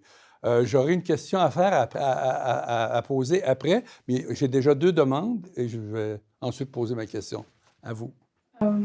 Justement, ça me posait question, cette idée de captation fixe avec du coup l'intelligence artificielle qui, par le mouvement, changerait, c'est-à-dire un algorithme qui changerait comme ça. C'est un peu le cas sur les plateaux télé, à la maison de la radio, ils ont commencé à mettre des machines qui suivent presque automatiquement en fait les personnes qui parlent pour les points d'info. Mais ça me pose une question, c'est que c'est comme si on estimait que il n'y avait pas de réalisateur derrière, alors que, peut-être vous le connaissez, mais il y a Ivo Vanov, de l'International Theatre of Amsterdam, qui lui a très tôt saisi l'occasion, notamment avec la pandémie, par exemple pour Kings of War, où pour moi c'était une des meilleures pièces de théâtre que j'ai pu voir de ma vie, parce qu'en fait ces acteurs sont tellement justes, parce que quand on est face à une caméra, c'est pas juste réduire, c'est être juste, parce qu'on voit tous les défauts, mais tout. Et du coup, il s'est servi de la caméra pour en faire un dispositif de mise en scène en soi, en fait. Donc oui, c'est un travail phénoménal de la part du réalisateur, mais qui est metteur en scène aussi, mais aussi des acteurs, en fait, qui doivent du coup tout gérer, mais sachant que ça continue à se jouer en continu, en fait. Donc je trouve ça hyper intéressant et enfin, je sais pas, je me dis que ça limite quand même ce champ d'automatisation de l'IA où on a une grande peur que ça remplace tout, alors qu'en fait, il y a des directions artistiques extrêmement précises qui sont permises par la captation. Donc c'était peut-être pour nuancer en fait ce côté un peu fuite en avant de l'IA et de perte d'emploi. Si on regarde son travail, c'est spectaculaire ce qu'il en fait. Oui, alors, bon, sur la perte d'emploi, c'est que c'est juste l'objectif affiché pour tous les captations de spectacles où il n'y a pas une dimension de signature, doctorialité, etc. C'est vraiment le job de base des jeunes personnes formées dans les écoles de cinéma, les jobs alimentaires, quoi, qui seront tout le travail des monteurs, monteuses, qui, voilà, il y a toute une phase d'inventaire, de dérochage, etc., qui va être automatisée, systématisée. C'est dans ce sens-là qu'il y a une énorme... Voilà, c'est l'équivalent pour la création, tout le travail de post-production des caisses automatiques dans les supermarchés. Enfin, c'est la même idée, c'est d'automatiser ça. Non, mais la conclusion de Canudo, des rythmes d'art, c'est-à-dire qu'il faut qui sera aux commandes, comment est-ce qu'on pourra contrôler ou amener, apporter une dimension singulière, artistique, originale. Mais là, vous voyez, vous situez les choses dans le domaine de l'art. Et n'oubliez pas que l'immense majorité des captations, y compris dans les arts du spectacle ou le sport, etc., ont pour but simplement de transmettre d'une manière normative les choses. Vous voyez ce que je veux dire? C'est politique, c'est engagé. Bah oui. On n'est pas dans du commercial, effectivement. Tout à fait. Vous rejoignez le discours de Renfart, qui justement c'est à ça qu'il pensait. Et c'est cette conclusion de Canudo aussi, c'est-à-dire malgré tout l'éloge qu'il fait de cette machine, il finit par dire espérons que des artistes mettent quelques rythmes de pensée et d'art. Donc, on se rejoint sur ça. Voilà. Alors après, il faudrait entrer dans les détails. Quelles indications il donne?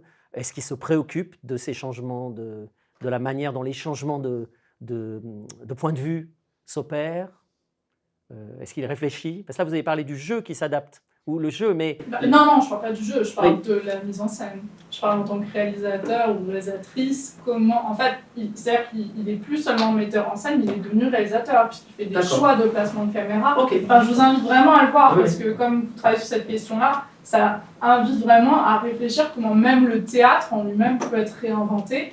Et justement, quand on parle de rediffusion direct live, là, franchement, j'étais sidérée, et même je me suis dit, c'est tellement exceptionnel. J'ai du mal à croire que ce soit du live, et pourtant, c'en est. On a même eu la piste en track et tout, et puis c'est vrai que vu que c'était pendant la période du confinement, on ne pouvait pas voir les spectacles, mais du coup, lui, il l'a détourné d'une manière qui est vraiment extraordinaire. Et c'est ça, il choisissait chaque plan. Enfin, il y avait même des mouvements de caméra, il y avait même l'utilisation du coup de rediffusion de l'écran, même au sein même de la mise en scène, mais du coup, il y a tout un aspect en fait. Mais peut-être avant-gardiste de son côté, c'est vrai qu'il n'y a pas énormément de metteurs en scène qui ont toute cette possibilité-là, c'est son théâtre, donc c'est lui qui gère aussi tout, mais peut-être que c'est pas reproductible pour le moment partout. Mais ma question c'est, les caméras sont activées par l'intelligence artificielle? Je suis pas certaine. Ah, c'est ça la question. Ouais. Hein. Oui, mais non, mais la question c'est aussi, est-ce qu'on peut remplacer le boulot d'un humain par une IA? Donc là, dans ce cas-là, c'est des caméras fixes, oui. Mais si c'est des caméras qui sont disposées en fait dans un espace, pour l'instant, j'ai l'impression qu'il y a quand même besoin en fait d'avoir justement ce travail humain. Ok, moi je croyais que vous parliez d'un metteur en scène qui avait utilisé l'intelligence artificielle. Je croyais que c'était ça, parce que sinon, il y a effectivement le débat sur la captation, il est passionnant. Moi, je me souviens avoir été à un colloque il y a quelques années avec comment il s'appelle, Olivier Py. Et il y avait tout un débat sur sa mise en scène de Tristan à Genève. Voilà, c'était au Louvre dans un colloque sur Wagner. Et il y a quelqu'un, ils avaient montré quelques extraits de la captation, voilà, d'une captation. Et à un moment donné, le public commence à parler avec il répondait aux questions du public, et il y a quelqu'un qui lui parle de la mise en scène. Et puis il s'arrête, puis il dit, mais est-ce que vous avez vu le spectacle? Il dit, non, mais j'ai vu la captation. Il dit, alors je ne vous parle pas, vous n'avez pas vu le spectacle. Donc il y a ce débat, que la captation, c'est quelque chose où il y a soit des règles tacites un peu systématiques, mais vous avez des exemples, effectivement, d'un travail qui peut tout à fait aboutir. Mais le problème, c'est que là, le débat, il était vraiment sur est-ce qu'on pourra, avec des prompts, je ne sais quoi, définir un travail très singulier de la manière dont les caméras avec l'intelligence artificielle vont pouvoir produire ce type de rapport tel que celui de ce spectacle-là, qui n'emploie pas cette automatisation. Vous voyez ? Et c'est tout le débat, pourra-t-on ? Mais les captations, c'est un domaine qui a été souvent un peu sous-étudié, et c'est vrai que c'est passionnant quand on découvre les logiques qui sont derrière ces systèmes, et même dans les captations un peu tout venant et mainstream. C'est assez fascinant de voir, par exemple, en quel point elles reproduisent l'idée du public qu'on a, selon les genres ou les types de spectacles. Le classique, l'opéra, le ballet, pendant les représentations, on adopte un mode fantasmagorique, on va dire. C'est-à-dire qu'on veut plonger le public dans les conditions d'immersion dans le spectacle. Vous voyez un peu le dispositif de Wagner. C'est-à-dire qu'en gros, on ne mettra pas, par exemple, le chanteur d'opéra et quelqu'un dans la salle qui le regarde ému. Il n'y aura pas cette alternance. Elle apparaîtra comme incongrue. Imaginez la captation au Met HD, où pendant le spectacle, je pense qu'il y a le public dans les pauses, au début, mais dès qu'on entre dans le récit, on retrouve le modèle du cinéma classique, si vous voulez, où avec cette frontalité, avec cette théâtralité, bien sûr, mais il y a l'idée qu'on ne voit plus le public, qui n'existe plus. Tandis que les concerts rock, pop, le sport, vont constamment vers une autre idée du public. C'est-à-dire, vous êtes avec les autres, on voit leurs réactions. Vous voyez, le dispositif est complètement différent de captation en fonction du type de public, du rapport de type d'œuvre avec le public. Voilà. Donc ça, c'est quelque chose qui est fascinant à étudier. Dans pas mal de mes cours, je développe toute une réflexion là-dessus, parce que les images du public sont vraiment quelque chose de très révélateur de la visée, de la mise en scène au sens général, de l'utilisation des caméras et du découpage. Alors, quid de tout cela, qu'il s'agisse des expériences très précises dont vous parlez, de mise en scène avec des points de vue de caméra très précisément réfléchis, et aussi dans ces pratiques dominantes pour le sport, pour les captations de spectacles diffusés largement, qui n'obéissent pas, qui ne sont pas signés d'une manière particulière. Bien, qu'est-ce qui va arriver ? C'est-à-dire, et moi, mon idée, c'est quand même des normes qui vont peut-être s'adapter à la question des publics. Par exemple, on peut imaginer que pour les concerts rock, pop, etc., il faudra des images du public, il faudra des systèmes qui repèrent. C'est-à-dire que pour moi, on va simplement systématiser des modes qui existaient déjà, à mon avis, de représentation. Et là, dans le champ de l'art, je ne sais pas comment on va pouvoir utiliser ces logiciels qu'on pilote avec des mots, mais c'est un terrain qui peut être tout à fait intéressant, effectivement, à investir. Voilà. J'ajoute, une de tes remarques montre l'intérêt de revenir étudier le film de Bergman, La flûte enchantée, où justement il y a ce rapport entre l'opéra et le spectateur, mais qui disparaît à un moment donné. Donc, il y a de l'alternance, mais pas tout au long. Puis, à un moment donné, le spectacle prend son envol et son autonomie. Pierre-Paul et ensuite Isabelle. Très rapidement, merci beaucoup pour la présentation. Il y a un élément qui m'a particulièrement intéressé, c'est que vous parliez par exemple de la création du cinéma et vous avez dit que ce n'était pas vraiment un exercice de captation, mais plus une recherche de la manipulation de la matérialité corporelle. Oui. Ma question justement va dans l'exploration et la représentation du corps. Donc, plus le dispositif technologique va évoluer, plus le langage du cinéma va se complexifier dans cette expansion-là. Et plus la représentation du corps et son exploration en lien avec la caméra va se complexifier de même. Et aujourd'hui, avec les dispositions technologiques contemporaines, on a une relation avec la peau et la représentation du corps qui va être beaucoup plus intime. Donc, comment, selon vous, par exemple, l'apparition de dispositifs technologiques plus contemporains ou même l'intelligence artificielle va un peu affecter la représentation du corps? Parce que vous parliez de grotesque tantôt avec l'intelligence artificielle. Selon vous, ce serait quoi les prochaines étapes à appréhender? J'aurais tendance un peu à relativiser cette idée de complexification, mais il faudrait y réfléchir. C'est sûr qu'il y a... on voit bien que, en termes de langage fondamental, si on s'intéresse à la majorité des produits audiovisuels, c'était cette conclusion un peu sinistre que j'ai eue à la fin, de dire que le tournant du numérique n'a pas transformé le langage de l'immense majorité des films et des séries. C'est toujours du découpage classique, du champ contre champ. Vous voyez ce que je veux dire? Bon, ce modèle traditionnel. Donc, les bouleversements introduits par le numérique, par exemple, n'ont pas opéré tellement à ce niveau-là. Et c'est pour ça que moi, l'IA, je la vois bien reproduire des schémas en automatisant des patterns de reconnaissance, etc., qui ressemblent à des captations standards qu'on a déjà aujourd'hui. Simplement, elles seront opérées avec une espèce de... avec moins, disons, de décisions humaines. Mais déjà, elles obéissent tellement à des protocoles assez précis. Hein, c'est par exemple pour un match de sport ou pour une captation d'un spectacle, il y a quand même tout un protocole assez standard. Donc c'est à partir de là qu'on va probablement travailler. Voilà, donc bouleversement numérique, peu de changements au niveau du langage. Par contre, évidemment, et c'est ça que vous mentionnez quand vous dites la peau, etc., c'est la portabilité, c'est la circulation des images, c'est la diffusion plus rapide des signaux et des enregistrements, c'est surtout ça qui a bouleversé ces dernières années. Hein, c'est le mode de consommation des images, mais aussi la manière dont elles circulent. Vous voyez ce que je veux dire? Donc, pour des dispositifs qui sont de l'instantanéité, ça peut être effectivement, si on s'intéresse au montage et au découpage, j'ai l'impression qu'on va retomber dans des choses qui étaient déjà en place dans les années 30. Par exemple, les captations je dis toujours ça, les captations de sport, c'est Leni Riefenstahl 1936. Sauf qu'elle a 2 ans de montage pour faire ce film à plurifocalité extrêmement élaboré sur le spectacle. Aujourd'hui, on le réalise en direct.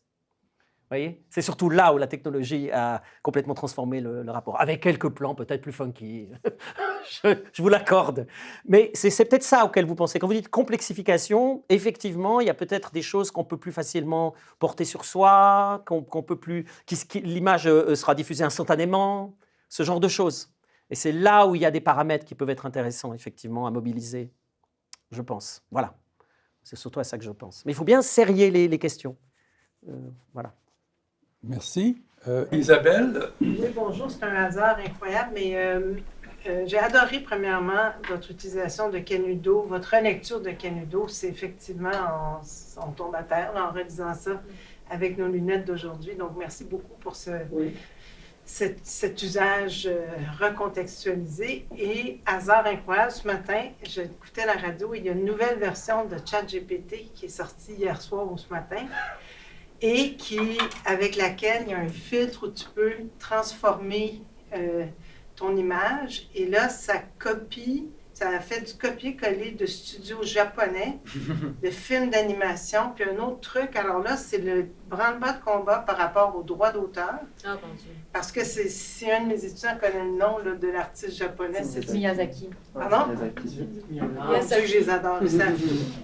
Donc, c'est ça. Alors lui, tu sais, ça fait des années qu'il peaufine sa plume, son style. Là, ça a l'air que ça a pris en feu. Là. En 1 heure, il y avait des millions de personnes. Donc, c'est fou parce que j'écoutais votre présentation, puis là, je lisais Canudo, tout ça. La question de la rapidité, la question qu'il y a plein de tableaux qui se transforment sous ton œil, devant toi, de manière presque simultanée. C'est le même langage. Si on enlevait Canudo, je pourrais même faire un test avec mes étudiants. Je leur mets un passage, puis je leur demande quand est-ce que vous pensez que ça a été écrit. Si on enlève le mot cinématographe, évidemment, ça serait fascinant pour... Oh non, on a fini notre cours. Bon, je les regarde, genre, on va faire ça la semaine prochaine, mais non. Alors donc, je voulais juste vous entendre par rapport à ça? À Canoudo? Ben, ChatGPT. Ah. Non, mais le regard, la question de les téléphones, notre œil, je pense à un livre, c'est Oui. Inner and the Observer. Alors, si vous voulez, quand j'avais rédigé mon livre L'âge du rythme, donc c'était la thèse date de 2004, ça ne rajeunit pas. J'ai plus de 20 ans maintenant que j'ai terminé ma thèse. Et le livre est sorti 2-3 ans plus tard, en 2006-2007. Et déjà à l'époque, cette histoire de l'instantanéité, ce discours contemporain, oui, derrière l'accélération ultime, il n'y a plus que l'espace, hein, puisque le temps s'annule. Vous n'avez plus que l'espace, vous avez un rapport spatial. Et c'est l'instantanéité. Donc l'accélération mène à l'instantanéité, hein, c'est-à-dire à l'annulation de la vitesse, puisqu'elle est instantanée. Bon, ça c'est quand même une question dont il faut parler. Et c'est vrai, instantanéité, désindividualisation, simulation, tous ces termes, on les retrouve dans le vocabulaire de Canoudo quand on relit le texte avec, mais c'est ce que je vous disais en amont, on revoit complètement différemment ce texte. Moi, je ne vous cache pas que ça a été pour moi l'occasion de le redécouvrir aussi. Il y a des phrases qui sont les hits, les rites de l'espace et du temps, enfin, ça, on le resserre, voilà, on le connaît, mais le 7e art, etc. Mais il y a également, tout à coup, l'entraînement. C'est très récemment, en travaillant sur cette idée d'attraction irrésistible, de mimétisme corporel, voilà, pour différents colloques l'année passée, il y a 2 ans, récemment, je découvre scène illusoire, moins palpitante, moins charnelle. Donc la dématérialisation, par contre, elle amène quelque chose de terriblement entraînant. Et j'avais déjà parlé dans un colloque de l'attraction au sens de traction, parce que ça vient originellement, le terme vient de la physique, et de l'attraction au sens l'attraction des plaques terrestres. Enfin voilà, quelque chose d'automatique, de magnétique, qui a à voir avec, de nouveau, un peu les marchandises spectaculaires. Elles ont un attrait un peu automatique, et elles sont là pour nous attirer irrésistiblement. Donc l'entraînement est quelque chose d'intéressant. Et je tombe sur cette phrase, et j'avais jamais fait attention, et il utilise 4 fois le terme, et le rapport du public, ce qu'il appelle le spectateur, dans son langage de l'époque, est entraîné tout le temps. Vous avez vu, je vous ai cité les phrases. Et nous, il y a même ce moment où il dit « rivés à l'écran animé ». On dirait qu'on parle de nos, je sais pas, les ados d'aujourd'hui rivés à leur téléphone portable. Oui, oui. Ce qui est étrange pour nous, c'est qu'on n'associe pas le cinéma à l'instantanéité. On l'associe plutôt à une image enregistrée qui ensuite va être développée. Puis imaginez, en plus, dans ces années-là, la temporalité de la fabrication du film, elle est quand même... il faut un jour, enfin voilà. Et ensuite, il faut projeter le film à l'autre bout du monde pour qu'il y ait l'effet de synchronisation entre voir les peuples de la Terre. Il faut que l'image nous revienne. L'idée est déjà là. Il y a déjà une approche de ce nouveau dispositif d'enregistrement d'images et de diffusion d'images qui postule la situation dans laquelle on arrive un siècle plus tard, aujourd'hui, où c'est devenu une réalité. Mais Canoudo la proclame déjà, parce qu'il voit déjà le développement futur. Il comprend déjà le potentiel. Il le décrit immédiatement. Et donc l'entraînement, ça c'est un premier point, parce que l'instantanéité, je l'avais déjà, c'est quelque chose d'assez connu et d'assez surprenant, parce qu'on a l'impression qu'il parle d'Internet. Dans les années 10 et 20, tous les théoriciens du cinéma, on a l'impression que ça réunit les peuples, ça les synchronise, tout ce truc d'unanimisme. Je vous ai présenté quelque chose sur les premières années, mais il y a des choses, ça fait 20 ans, sur les années 20, les années 30, quand il y a ce discours, il est omniprésent sur le cinéma. Bien avant la télévision et Internet. Vous voyez ce que je veux dire? Donc... voilà, voilà, le potentiel est déjà cerné immédiatement, c'est ça qui est fou.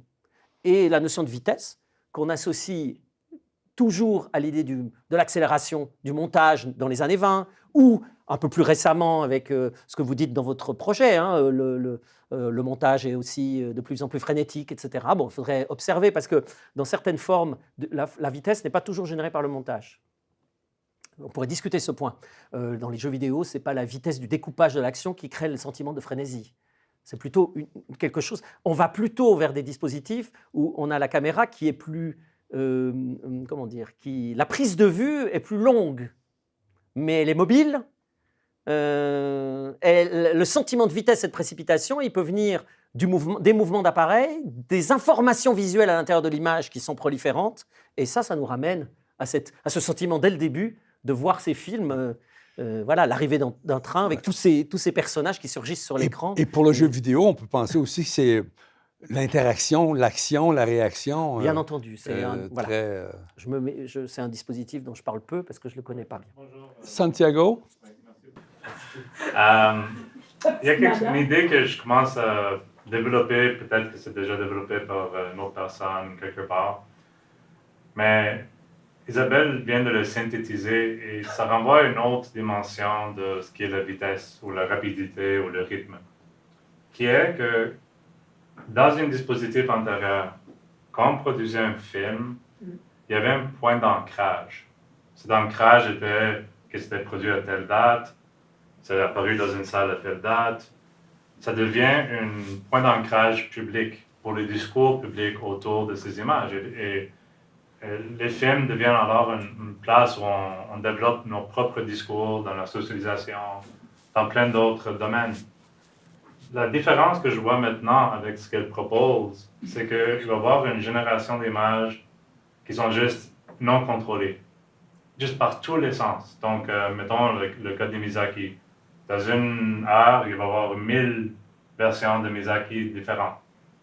Comment est-ce que ces films-là vont s'inscrire dans cette autre pratique culturelle qui existait avant, où les films avaient une place, un point d'ancrage dans un discours public?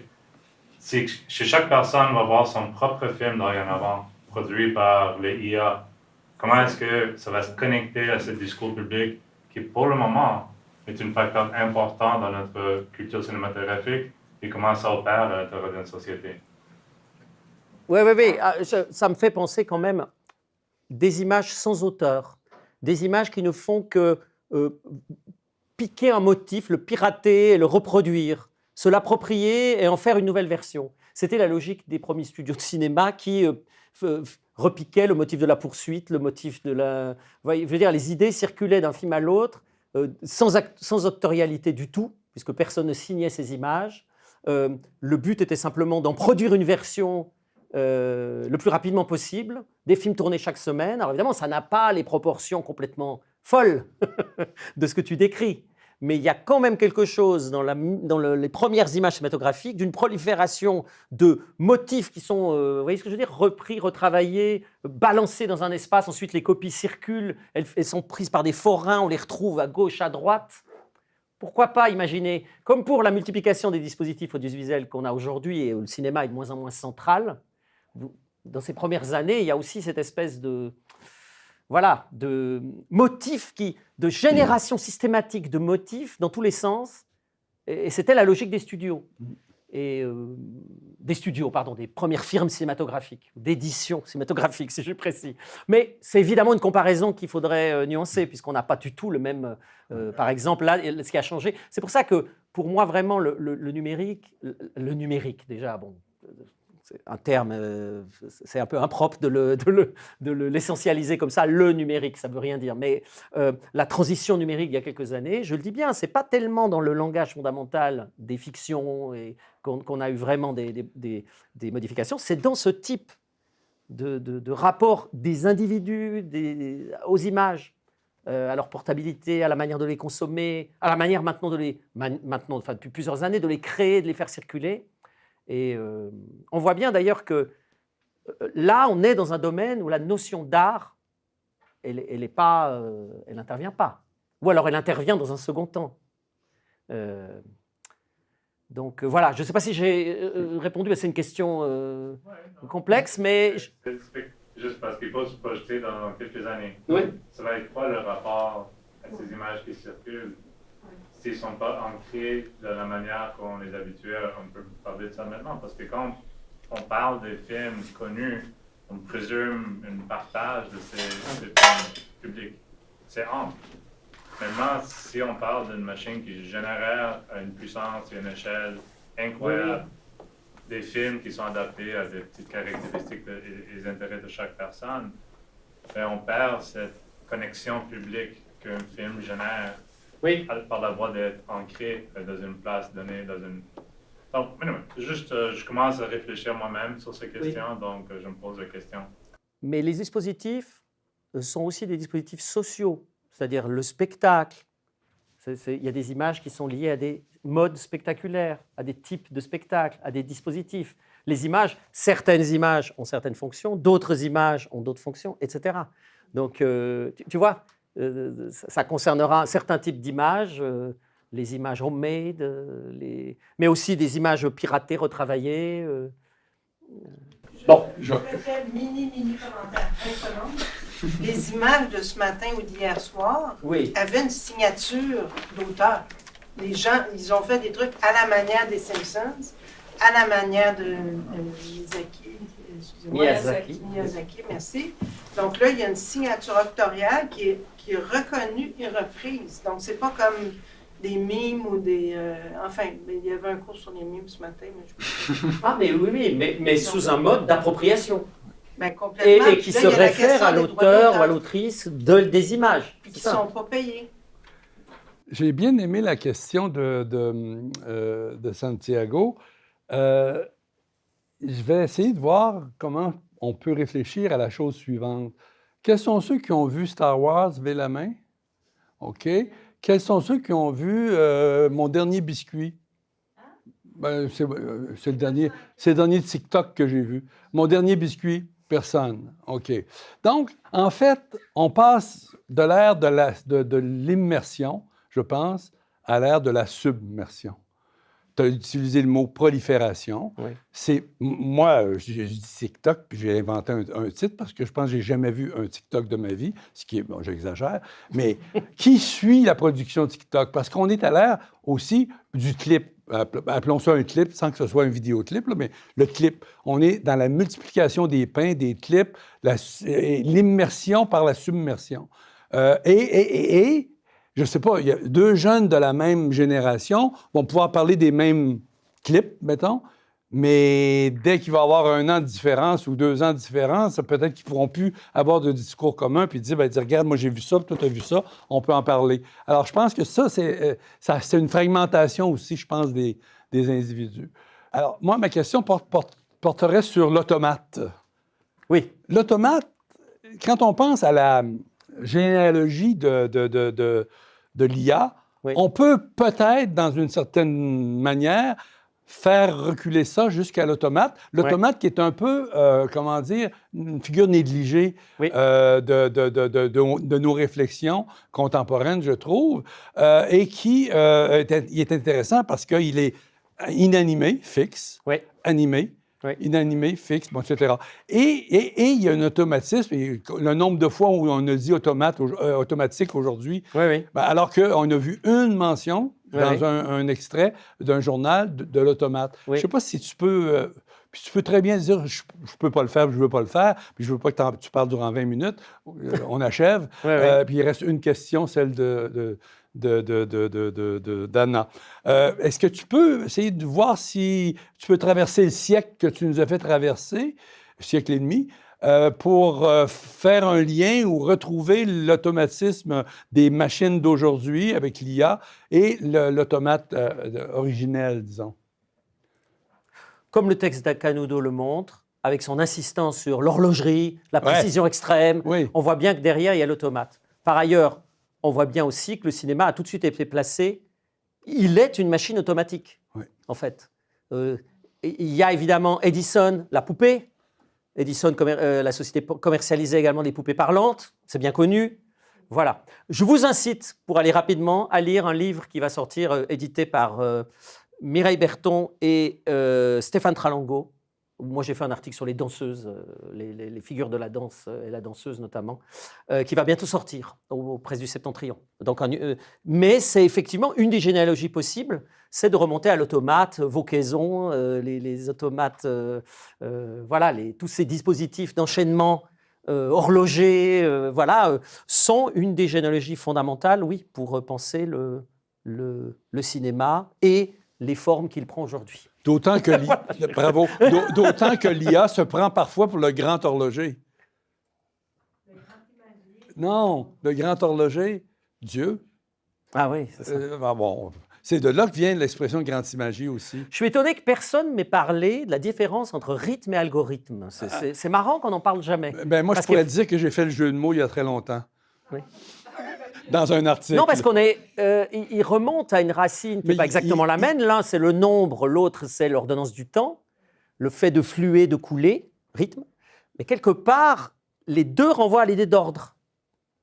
Parce que en grec, c'est pour ça que le mot est quasi similaire. Mais c'est le nombre d'un côté et l'autre, c'est pas le cas. Donc voilà, mais c'est quand même intéressant je suis content justement qu'on fasse pas la confusion, parce que c'est pas la même chose. Mais il y a quand même quelque part une réflexion à faire. Mes questions, est-ce que une réflexion à voir, pardonnez-moi. Est-ce que l'extrême rythme, un avec un Y, l'autre pas Y, Oui. sont apparentés? Non. A priori, non. OK. D'ailleurs, algorithme vient du nom d'un célèbre mathématicien, c'est ça.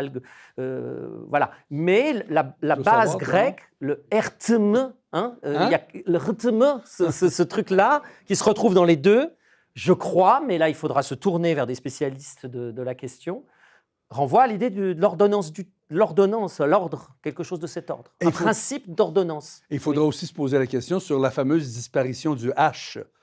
Rythme en anglais, il y a un H entre le R et le Y, aussi. pas en français. Oui. Anna Kolesnikov, à toi la parole. Merci beaucoup. Mais en fait, c'était déjà abordé. Donc, peut-être que c'est un peu répétitif, mais je voulais vous demander, c'est donc, on peut dire que l'image IA, donc le vidéo IA, ou l'image IA en tant que peinture, etc., à quel point elle s'inscrit dans la vision de cet art de Canudo. Est-ce qu'on parle du 8e art? Est-ce qu'on parle du premier art post-humain? Est-ce que... voilà, c'est juste... selon vous. D'accord. Vous ramenez Canudo, mais c'est bien, hein, c'est une excellente question. La question, c'est déjà, qu'est-ce qu'on fait de ce concept d'art, tel qu'il était défini en 1900, les beaux-arts, voilà. Déjà, aujourd'hui, on le considère peut-être différemment. Il y a des notions, il y a les arts qui se distinguent les uns des autres, des conceptions spécifiques de l'art. Et puis, il y a des conceptions, l'œuvre d'art totale, etc., où les arts se combinent pour former une forme d'expression artistique. Donc, les définitions de l'art sont multiples et variées. Et encore une dernière question. L'IA, Antonio Somaini dirait, il y a de l'art avec l'IA puisqu'il s'intéresse à cette dimension artistique.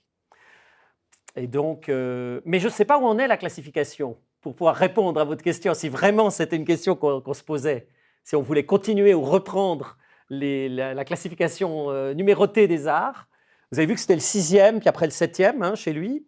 Le 8e, c'est la BD, n'est-ce pas? C'est la bande dessinée. La 8e, c'est ça qu'on dit. Oui, mais c'est... Ouais, ou 9e, 9e. 9e, oui. 9e, il n'y a pas la j'avoue. télé aussi, qui est bizarre. Voilà, donc il faudrait reprendre, si tant est que cette question existe encore, mais c'est intéressant, et que l'IA ait une dimension artistique, oui, on pourrait peut-être recréer une nouvelle notion. Ou on pourrait peut-être demander... L'art post-humain, oui, si vous dites. Mais on pourrait peut-être demander, excuse-moi, je t'ai coupé. Oui, non, vas-y. On pourrait peut-être demander à un agent conversationnel de nous dire quel serait le prochain numéro d'art. Ce serait la meilleure manière de finir. Prochain art. Les arts post-humains, je termine là-dessus, mais vous avez entendu toute ma conférence, c'est pas le cinéma, il y a un potentiel d'art post-humain, comme Canudo le décrit. Mais il finit par dire, un artiste pourra y mettre des rythmes d'art. Donc l'IA, je pense que c'est la même chose, on retrouve exactement tous ces discours, entraînement, automatisation, désindividualisation, instantanéité, masse de données qu'il faut contrôler, et ensuite, un artiste ou une artiste pourra post-humain, peut-être le cinéma était le premier. Voilà. Mais c'est intéressant ce que tu dis. Je vais interpeller Marie-Odile, parce qu'on a parlé de ça aujourd'hui. Aujourd'hui, avec l'IA, on a le problème de la co-création humain-machine. Oui. Et plus c'est la machine, moins c'est l'humain. Moins l'humain peut revendiquer de droits d'auteur. alors qu'apparemment, il y a un certain flottement maintenant où si l'humain est très impliqué dans son rapport au modèle de diffusion et qu'il fait un mariage de plusieurs images différentes venant de plusieurs sources, il peut avoir plus de prétention, même si ce n'est pas encore acté, puis c'est d'un pays à l'autre, c'est différent, qu'il ait des droits d'auteur. Est-ce que tu as autre chose à ajouter là-dessus? Non, j'allais dire selon le pays. Selon le pays, oui. C'est très variable. Ouais. Puis selon le pays et le temps, parce que dans 2 mois, ça va être différent probablement. C'est évolutif, comme tu m'as dit aujourd'hui. Mais vous voyez la question, c'est vraiment le cœur de ce que j'ai essayé de dire. La question de l'octorialité dans les premiers temps du cinéma, elle se pose complètement différemment. On n'a pas Donc on a un phénomène qui surgit, qu'on appréhende avec toute une série d'éléments qui ressemblent furieusement à ceux qu'on continue, parce que j'ai l'impression, moi, qu'on est dans la continuité de quelque chose, avec l'enregistrement, à partir de l'enregistrement, on retravaille, enfin, il y a quelque chose, on manipule, on est entré dans des paradigmes similaires, un petit peu, d'enregistrement et de transformation des images. Il y a quelque chose un peu comme ça. Mais voilà, donc peut-être que ce dispositif va être considéré d'une autre manière dans quelques années. Il sera intégré à un canon, parce que le cinéma est passé par les mêmes étapes, je dirais, d'une certaine manière. Je surenchérirais en disant que nous sommes à l'étape de l'IA des premiers temps. Voilà. Voilà. Merci. Merci à toi.